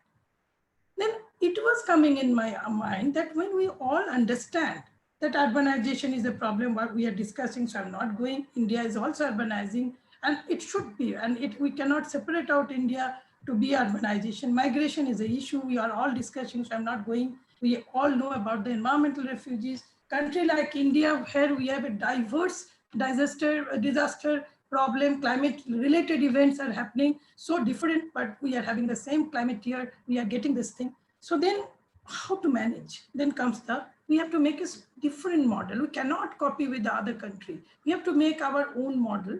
So then models should be urban versus rural health. And then initially it was thinking the people are coming for the job, for the facilities, for the lifestyle, everything. Why the people are not doing agricultural activities in the rural? Because the people want not only the problem of soil deterioration and water management, it is also problem of the next generation, new generation lifestyle issues. They don't want to go for the hard work. So these are all political. But what I just wanted to tell you that health was initially understood if you're going for a urban condition, we are having more hospitals, more better expertise doctors. So we are having a better health compared to the rural where you have a shortage of doctors. The primary health condition is not very good. But now the story is different. And that's the reason we understand right now the impact of pandemic in Mumbai versus Delhi versus Calcutta or Bangalore. Why Mumbai is suffering. This is one of the reasons, the urban slum. So if we really in the policy level and the decision making, we have to focus. So we have to prioritize our policy for the urban poor and urban rich model. So whenever we make a generalization of the statement of Delhi policy, Delhi government policies, that should not actually acting. And whenever we talk about the environmental indicator, we are sliding for the resource limitation. Here, what are the health indicator, public health? We can find out the urban poor and the urban rural are almost same, whereas the urban non-poor. This is the result of National Family Health Survey third, but we all know that 2020 we are having the 5 survey project report. So we can find out we are urban poor's health is almost rural health. So why they are migrating there? This is the question right now to the government. We try to give the analysis and asking the question for the government. So that means the government has to focus their all investment based upon the problem or which side we are actually pulling down us for the environmental performance index.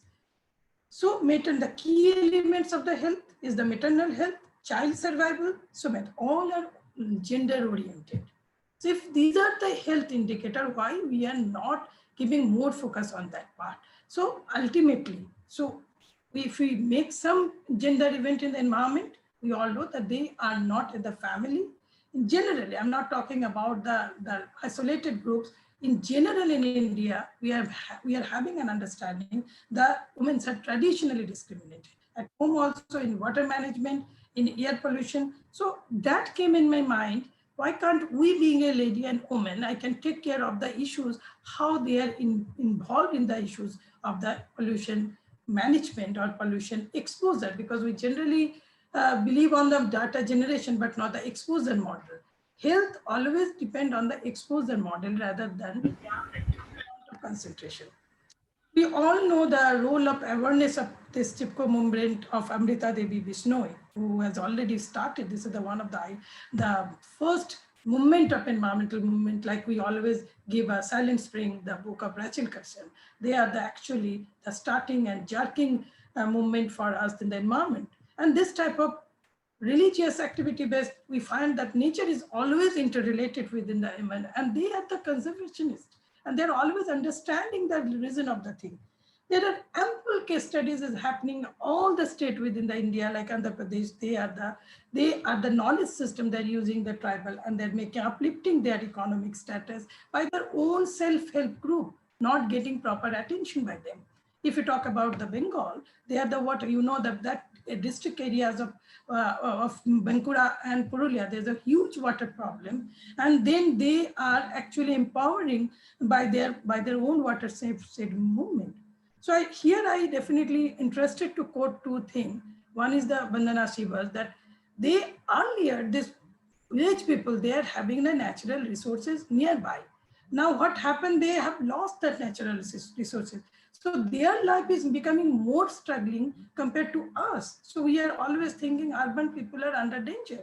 Similarly, in case of United Nations, also very clearly they told that this is the inequalities, gender roles often differences, the ways men and women act on the relation of the environment. So we have to take care of the women equally. So gender equality is also very important. We always talk about the safety and security, but environmental issues, I think very important part that the student are also should put in a very equal understanding that it is their role to make some management, and in case of policy level also.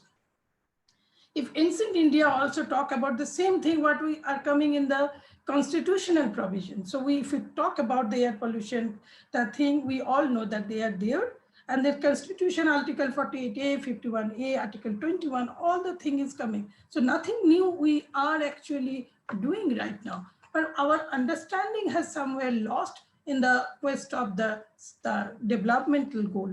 So I just want to show you one or two example, and I'll stop over this thing. The women are basically should be related with the issues like air quality, water sanitation, heavy metals, biodiversity habitat, forest, fisheries, climate, energy, and water sources.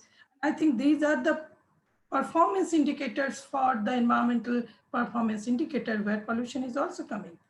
And the pollution is the core issue because it is impacting the environmental health, it is impacting the public health.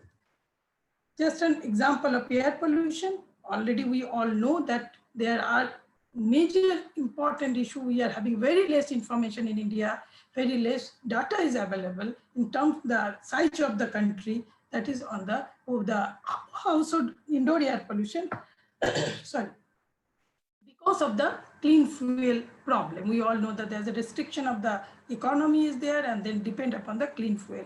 And most of them, when we go for the epidemiological study, and we found that most of the cases, the COPD, asthma, they are the lower economy zone, and they are there are gender biased informations are coming. So we are doing survey on all the hospitals and the public and government hospitals, and then we found that there are some example of this gender impact on the health also due to this indoor air pollution by different means, because they are the exposing maximum, they're exposing for their activities, they're exposing for managing the home, and so ultimately they are unaware of the issues and they are the victim of this type of diseases. So we are neglecting, not making any gender issue. We are not having normal database. So I'm working for the government of Ministry of Earth Science to generate the database on different zone and to give the database to the government to make some, because we have a outdoor air pollution guidelines, national ambient air quality guidelines,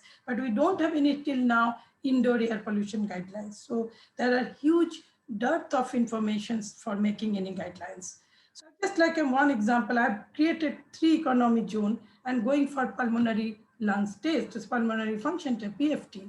And one interesting thing I want to share you, that we are getting that low economy zone women and the high economy zone women, they are having almost the similar condition of the damaged lung condition compared to mild. So I was surprised because because they are having clean fuel LPG where they are maybe burning biomass.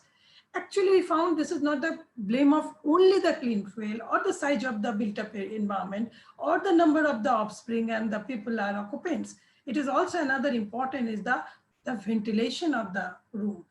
The high economy zone people are generally what we do, we close the doors in the scary for the dust, it is coming inside.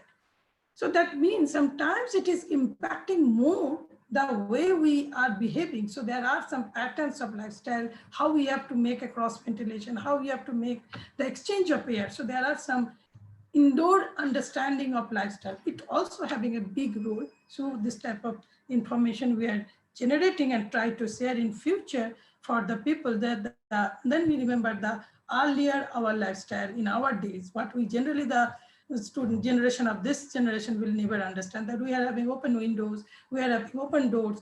That means the always old is gold. So if we really remember the way we are living, our houses. Because in this type of model of houses in big city, mega city, we don't have proper cross ventilation. So we are trapping the pollution, and if you're not opening the door, we are exposing ourselves more, and ultimately it is creating. And this is a big threat during this pandemic lockdown phase. The people are staying for a long time. Similarly, in case of water and sanitation, the people are having a water shortage, and most of the cases women are managing with a less water, and they, in the case of pregnancy and during the babies, they are having more impacted condition. I'm working on all sorts of metal exposure study in air, from the water, from the soil. And we're really interested to see that it has a huge, as we all know, that metals are reproductive toxicants. So most of the cases, they are not running out from the urine. So ultimately it is deposited in the fat tissues. So they have a huge impact on the fertility. And for that reason, we are airborne trace elements are also coming inside, along with whenever we are inhaling. Earlier, we are thinking about the water. So we are having a mineral water solution, but we are forgetting that if you're drinking 3 liters of water, we are inhaling 13 liters of air. So we are also inhaling some amount of metals inside, and those are very toxic. So agriculture, we all know that there are also many deviations. There are no solidarity between men and women. Those are working. So their unique knowledge, more and more, we all know that people are more aware. We have to include, and they have to give a ownership right. So and because they're good manager in this case of agricultural practices. Biodiversity also, we know that all the vegetable, the things at home, in the garden, mostly managed by the women, so at home also. So if whenever we talk about the community, more and more women should be involved. We should talk about the garbage gardening. We are making a training for that. Garbage gardening, that means the waste from Please conclude. Yeah, please. So this type of model we are using.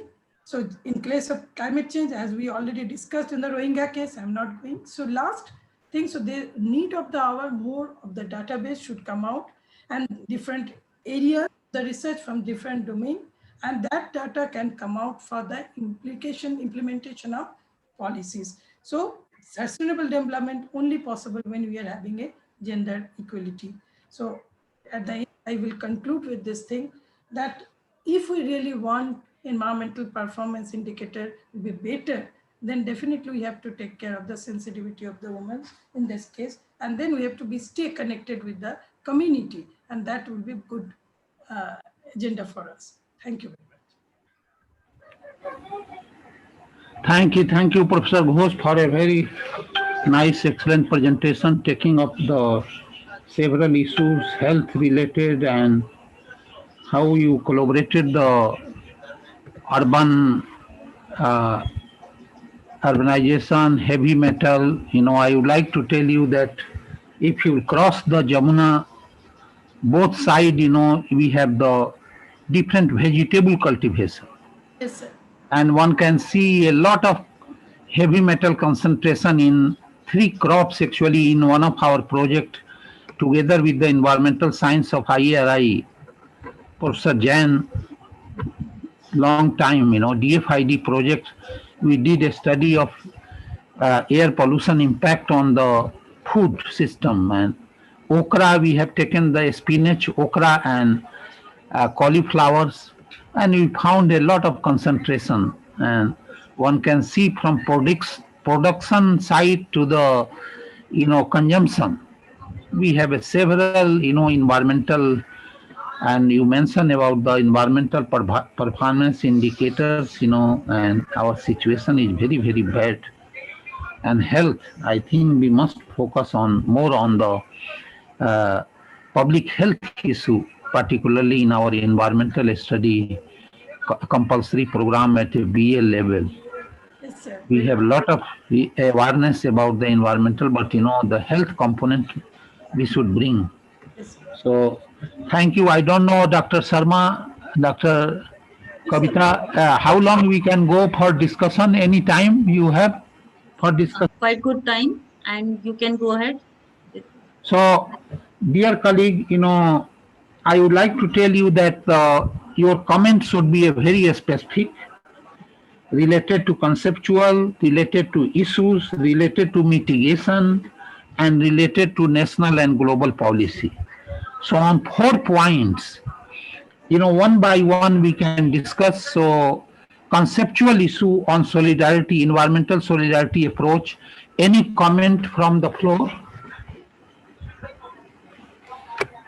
And you identify yourself before asking question or commenting. Yes. Yes. Yeah, I am Fidel Rahmati. I have a question. I don't know whether it is relevant, but it is relevant to solidarity. Can I ask my question? Yes, please, please. Yeah, there is a book written by 𝐒𝐤𝐸𝐬𝐬𝐢𝐸𝐬𝐬 and Robinson, they are American, on why nation fails, poverty and prosperity.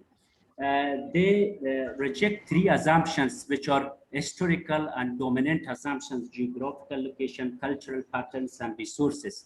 They says that the prosperity of a nation is not merely belongs to geographical location, cultural patterns, or resources. And the example is South Korea and North Korea. Before 1950, both were the same country, same culture, same geography, with same resources. But see the difference. The South Korea annual income of a person is 20 times higher than a North Korean. And they argues that the differences on the selection of institutions, exclusive institutions or extractive institutions.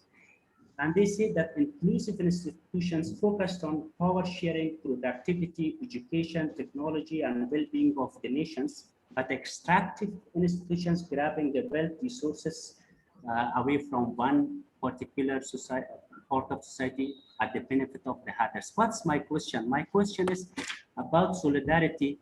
Do you, from any panelist, respected panelists, do you think that the global institutions, we need a strong institutions to promote solidarity? Do you think that this kind of global institution is enough to bring solidarity among in an equal amount, especially for developing countries? Thank you so much. Thank you so much. Thank you, Dr. Fidel. I think you are raising a very important issues, what I would like to call local to global environmental governance, actually. Local level, already one of our speaker highlighted how, this even women organization, Mahila Mandals in the, Niti Valley, where the recently this, the big, avalanches or global lake outburst flood happened, that was the very important place for starting the Chipko movement. Gaura Devi from the Niti village of the Nanda Devi Biosphere Reserve, they started. And the global level, we have the different type of institution also. It may be the United Nations Environment Program or looking the COP and several type of initiative. So anyone of any panelist can elaborate little bit more in this issue? Sure, it's Brij. Yes, Professor Brij Maharaj. Good question. It should be a topic of another conference or seminar. Take the example of North versus South Korea. It's whether you have an open society or a closed society. So I think the issue of democracy is very important. You mentioned the Mahila Mandals and so on, the local. In any open society, you have vibrant civil society structures, environmental movements, etc. And they play a major role. At the national level, solidarity is variable. At one level, I would call it the coalition of the thieves. There's a lot of corporations, companies that seem to thrive on exploitation of cheap labor, for example, in South America, in Southeast Asia, etc. And we must be careful. Globalization seems to be meaning all kinds of things to all people. Globalization has not brought about solidarity for humanity, and I think that's the real challenge And what you have found is a few individuals now, if you take the Amazons and all of those owners, etc., and Facebook, etc., people who have become super wealthy. Sometimes it's called, I don't think people are we are envious. If people are successful, it's good, enjoy success, but it can't be at the expense where the majority are struggling to survive. And that raises question about how we distribute and allocated resources. And when I conclude my presentation, I didn't have the time, the politics of the vaccine. The first, they are hoarding the vaccines already. Whilst there's a fascinating manufacturing ability in Pune and so on. So India is definitely going to be the heart of manufacturing. But on what basis do we distribute the vaccines? And that is a good example of the selfishness and the lack of global solidarity. Thank you, Professor Bir Maharaj. I think you have. Sir, I just have one point, Professor Brij, because you are talking about South Asian solidarity is almost, in the context of it, almost failed. Do you think any role of SAARC or these kind of organization, actually they are not working well in any region if you're looking except ASEAN? Do you look any future of these things, or maybe this will, I don't know, in disaster the SAARC is doing well, but in some other areas it's really not work well. So do you think any future of these regional organization, it's not about the environmental solidarity, but other things also, other Well, let's look at you said they work well when there's disasters. There's quite often humanitarian responses when there's a crisis. You have floods, earthquakes, disasters. Take BRICS. Take BRICS. It's a very interesting example where my country is involved, your country is involved, and we've got two adversarial countries. So India and China really don't get along. And they are now in this BRICS, and that means they will be always watching in the geopolitics and diplomacy. They are watching each other. Clearly, the difference, obviously, I always say this openly. China is not democratic, and India is democratic. People have to understand that. That's a huge difference between India and China. But whether organizations like BRICS can contribute to a better society and improve quality of life and well-being for the citizens in the countries that they represent, or is it just a political talk shop? I think all of these, listen, the UN, a lot of people say the UN is a talk shop. They meet once or twice a year. even said WHO. And they can't enforce it. And of course, who funds the UN? That's a good point. And when Trump was in charge, he cut back some funding, etc., and caused a whole lot of difficulties. So there's a lack of genuine and sincere commitment, I think, of all the agencies to actually contribute to make an impact. Our colleague spoke about Rohingya. That's an example where the global community did not act, and we are now facing a huge crisis, a humanitarian crisis. Take Sudan, North Sudan, South Sudan, the challenges. There are many such challenges in Africa, etc. And then we also got to ask, can't we as as intellectuals, how do we get involved? What role do we play? I noticed that the 𝐂𝐸𝐬𝐬𝐢𝐸𝐬𝐬𝐷G and other 𝐂𝐸𝐬𝐬 people released a statement to support some challenges that the academics are having in France recently. And that's one example of, say, academic solidarity. But a solidarity that contributes to an upliftment in the lot of the poor. And I spent a lot of time in India. It's a privilege to visit different parts of India. And I know I'm talking to largely an Indian audience. How do we as academics contribute to a better quality of life to the masses? There's an interesting story about Dharvi, where There haven't, while Maharashtra has had a huge outbreak of the virus, etc. Some of places like Dharvi have done a little bit better. I mean, that's the last time I haven't seen the recent stats.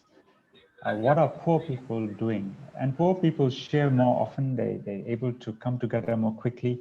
And what do rich people do? We live behind our walls. So if you look at Gurgaon, I don't know, any one of you stay in Gurgaon, what's happening there? You don't even know your neighbor. So we are disconnecting. So while our digital, our phones, etc., we all WhatsApping. I was WhatsApped a reminder in the morning by Rashmi, please don't forget to connect, etc. So we can connect across the world, but simultaneously we are disconnected. And I could carry on giving you another lecture. So thank you, Professor. Thank you. Any other comments related to issues, mitigation, and policies? Yes, sir. There are some questions, I think, in chat box. Rashmi, can you read that? Yes, ma'am. There is one question by Swati ma'am. Countries have various models of growth, but none focuses on solidarity. It's all about economic growth. How can this component of solidarity can be brought in policy? Tough decision by politicians or government ignore solidarity at local level. Do you think it's tough to blend economic growth and regional and local solidarity?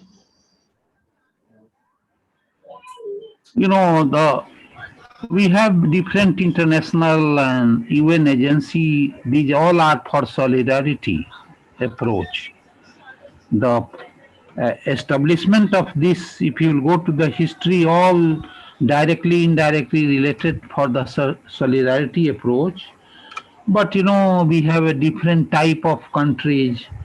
Some countries having the democracy, some countries having some monarchy, some countries have a different type of governance system. So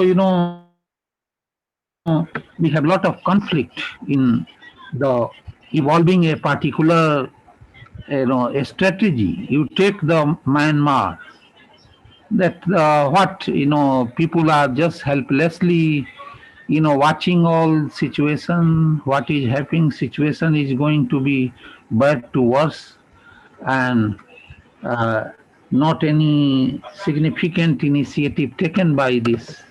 That there are several issues. I think we all have to improve our value system for that. Unless we improve the value system, it is very difficult to have the solidarity approach either in the field of environment or any other field. So I think anyone would like to elaborate a little bit? I don't know all the participants. I have just one question also. Sir, I just want your opinion on that. Like right now, America came back in this climate change, whatever these treaties are going on.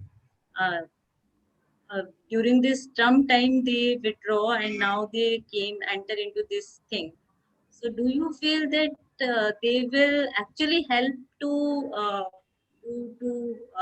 face these challenges of climate in some manner?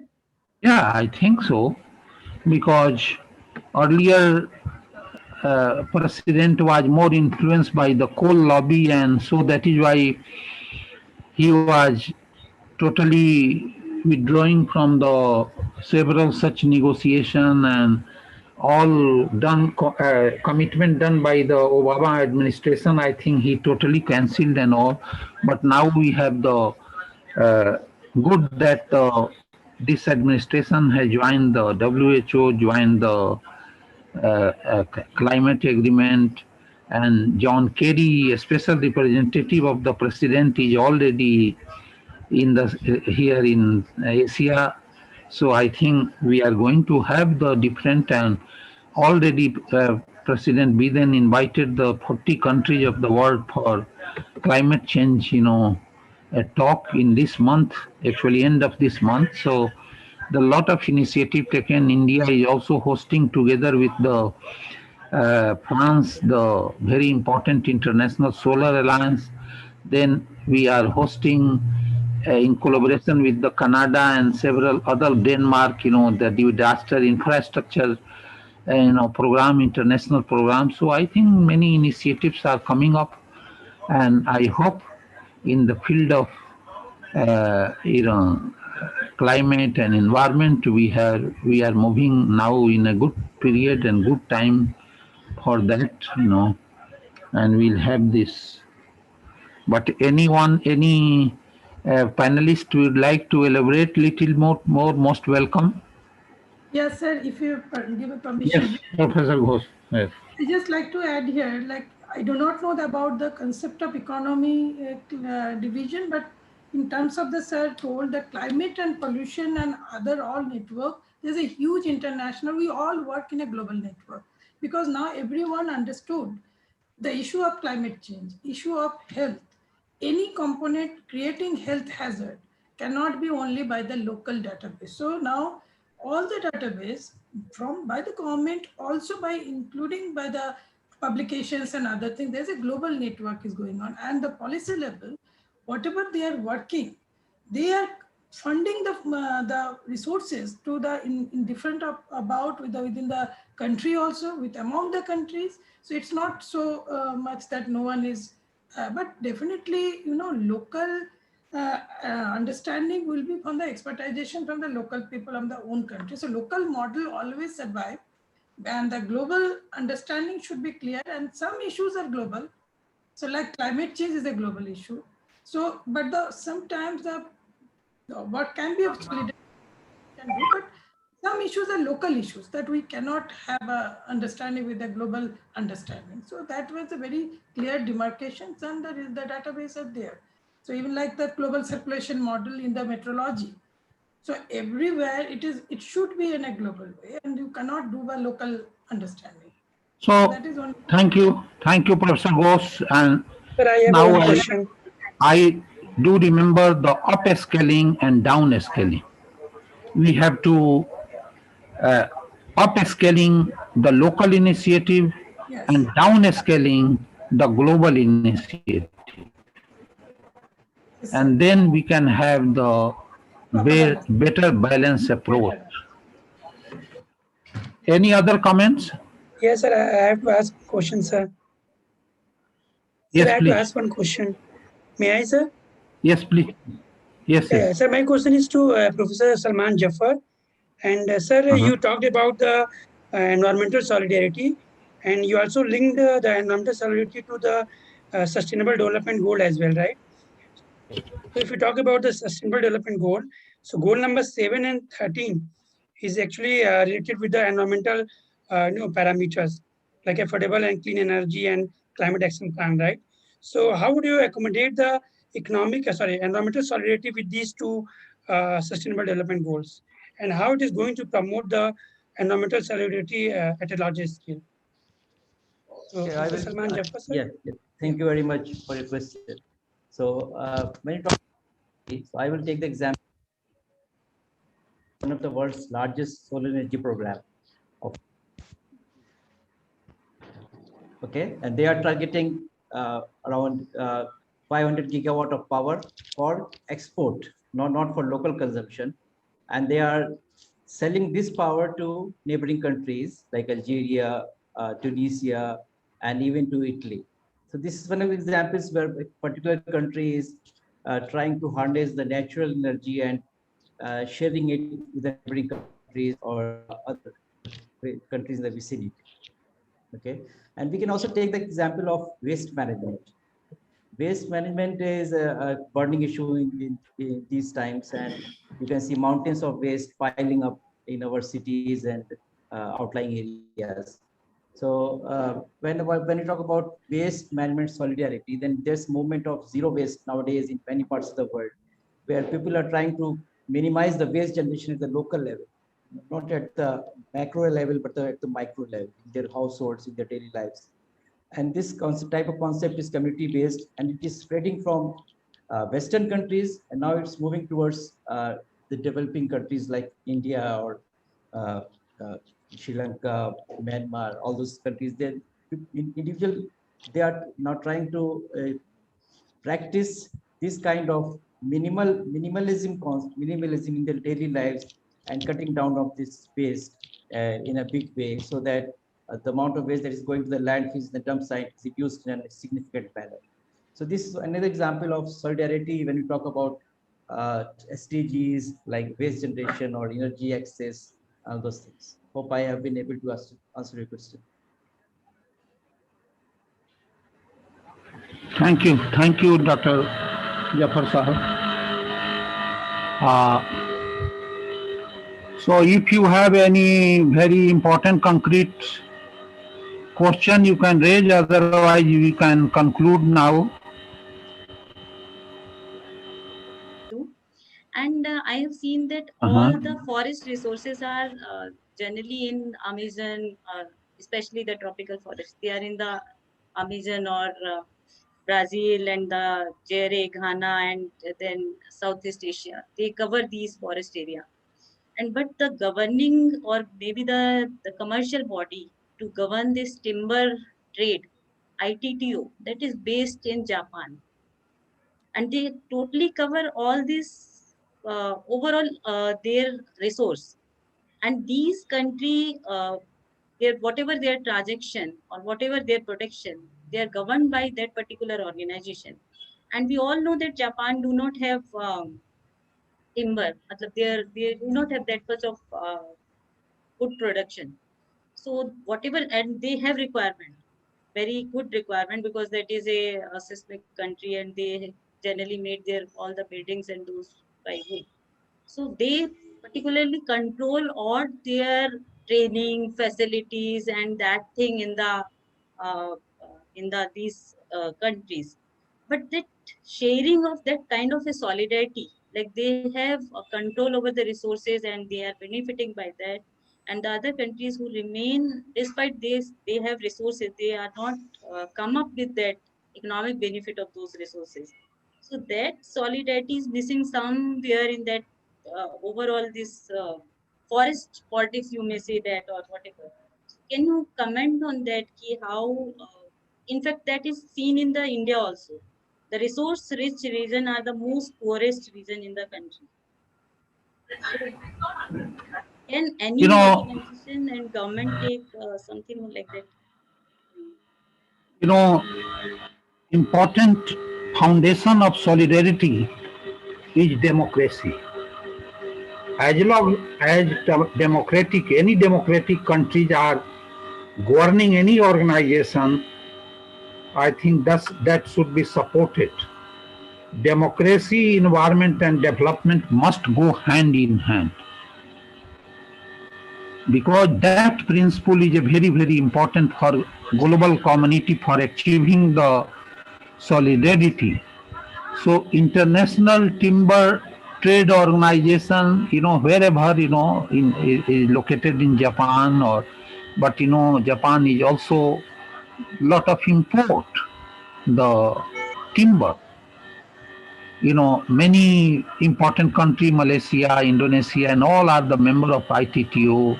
There are several countries are the important member of the problem is, the institutional framework, generally lot of supports coming from the local level.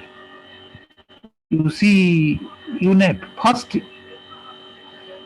UN Center was established, United Nations Environment Programs in developing countries, that was in Kenya, Nairobi.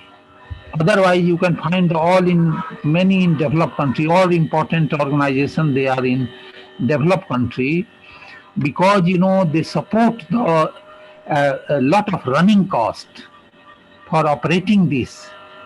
Even in UN, different countries, they used to support the salary of the many employee. So I think these are the problem. They have some certain percentage coming from the open competition and all, but ultimately we have to as long as the democracy is working, I think we must support, and we must adopt, and then solidarity have a certain definite important foundation. But anyone, if you would like to comment, last comment from my any colleagues, panelists, if you like, you are most welcome. RBG, I'll just make one comment. Yeah, Professor Brij Maharaj. System. So, we've had what was, we all know Francis Fukuyama's famous book, The End of History. So we all now, operating in a market-based system. So we're talking about solidarity in an economic environment that celebrates individualism and competition. And I think we have to understand that. And where does solidarity come in? Solidarity comes in to support those who drop out of that system, for whom the market system does not cater, those who become victims of that system. I think that's an important point, and it means that in most countries, the problem is social welfare systems have collapsed under the neoliberal model, and therefore more and more people are vulnerable. And you notice the term that development geographies use, precarity. They're living in precarious environments, they're vulnerable, etc. And that's really a contradiction, and it requires solidarity and mobilization. I think solidarity is one term, but mobilization, when people actively come together, it's like the Me Too movement. It's like there was elements of what was called the Arab Spring, and so on. Do we have real global solidarity movements that will come in to mobilize and support the vulnerable, the poor, the disadvantaged, the marginalized, the socially excluded? Thank you. I enjoyed participating. Thank you. So, dear colleagues, I think we had a very excellent, discourse, presentation, and then also the discussion. Many important questions came, and our colleagues replied very, satisfactory way. So I would like to congratulate this Dr. Kavita, Dr. Poonam Sharma ji for great, and also Professor Brij Maharaj ji, Professor Malik Sahab, Professor Salman Zafar Sahab, and Professor Ghosh, our panelists, and many other colleagues, for bringing a lot of the important points. Now I must move to my own individual solidarity for taking my second vaccine immediately after this discussion. So today I have to take my second vaccine. So thank you very much. Thank you, sir. Thank you. I must now conclude this panel discussion. Thank you very much. Thank you very much. Thank you, sir. Hope that vaccine goes well with you. Take a few minutes. So it was a wonderful discussion on such an important aspect, that is the environmental solidarity. I think that lies. It is this concept where the foundation of all kind of crisis that the globally the humanity is facing lies. So on behalf of Department of Geography, I would like to extend my heartfelt thanks to Professor R.V. Singh sir for giving insights onto various aspects and managing the session. My thanks are warmly due to Professor Brij Maharaj, who have joined us and sharing various important, I think various important books. I really appreciate the different titles that you had shared with us in very significant areas. So thank you so much, Professor Brij Maharaj. for co-chairing the session and also sharing your thoughts. Professor Salman, Zafar, Sahab, something from the corporate sector. So I really appreciate the complete concept that, besides we being in academics, you are taking this issue at a corporate level. So this is really a lot of learning, and I really like the idea that this environmental issues can be taken up at that level. So I thank you so much for joining us and sharing your inputs. Uh, Professor Malik, Hossain Sahab, thank you so much for sharing the concerns, and this is very rightly put up that certain communities at maybe at different parts of the world face, I mean, the refugees and the environmental connection with those people. Many a times the attention does not go to that level, but you have very well elaborated in detail the kind of environmental crisis that is there and how the solidarity can be taken up onto those levels. Thank you so very much, Professor Malik. And our own Delhi University, Dr. Chirashree Ghosh, you have taken up the complete issue on an absolute different level, that how in the urban areas, what is the environmental, various kind of performance indexes. So, and particularly in the national capital city for India, where the pollution issues and the health hazards are been very, very significant. And globally, the urban areas are definitely on a different level when we talk of the kind of resource consumption and the way there are health hazards. And if you see in the current pandemic issue, it is the major cities that are actually the centers for the major issue, even with the, if we see with the COVID-19 aspect, if you see. So this session has been wonderfully conducted, and our panelists have shared their expert knowledge, wisdom, and experience with us. So with these words, I extend my very warm and heartfelt thanks to all the panelists. And Sir Singh, please take care, and good wishes for your, yes, that is also solidarity as a citizen, as a good citizen, to support the government initiatives and, participate in fighting out the COVID-19 that has just brought the world at, showed the world the ground zero reality, that where the humanity, as humanity, where do we exist, where our science and development actually exists. So Corona has shown us the real world. So thank you so much, sir, and take care, and best wishes for your second dose of the vaccination. Thank you. Thank you, everyone. Would like to say a few concluding lines. I just want to thank you, though you delivered very well, because I was the person who was really pinching up these people and following the hand, and not able to denying me. So I am really thankful, Professor Brij, Professor R.P. Singh sir.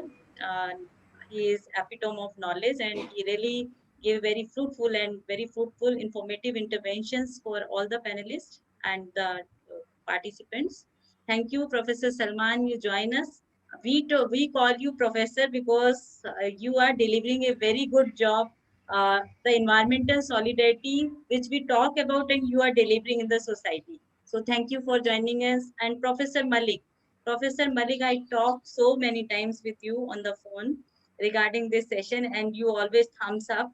And thank you so much for your cooperation, for a little bit of revising the title, and you always accepted my whatever I said. You said I'm okay with everything, so very comfortably I always talk to you. Thank you so much, and thank you, Professor Ghosh, for joining us. It was very wonderful presentation, because I was listening that you talk about so many issues. The inequality is very important area where we need to talk, whatever it's gender or it's poverty based inequality, that is very important, whatever kind of solidarity we are talking about. And I really like Professor Brij comment on my question. that yeah, democracy exists, but we really require a actual democratization process to make this solidarity approach should work better. Thank you so much, everybody.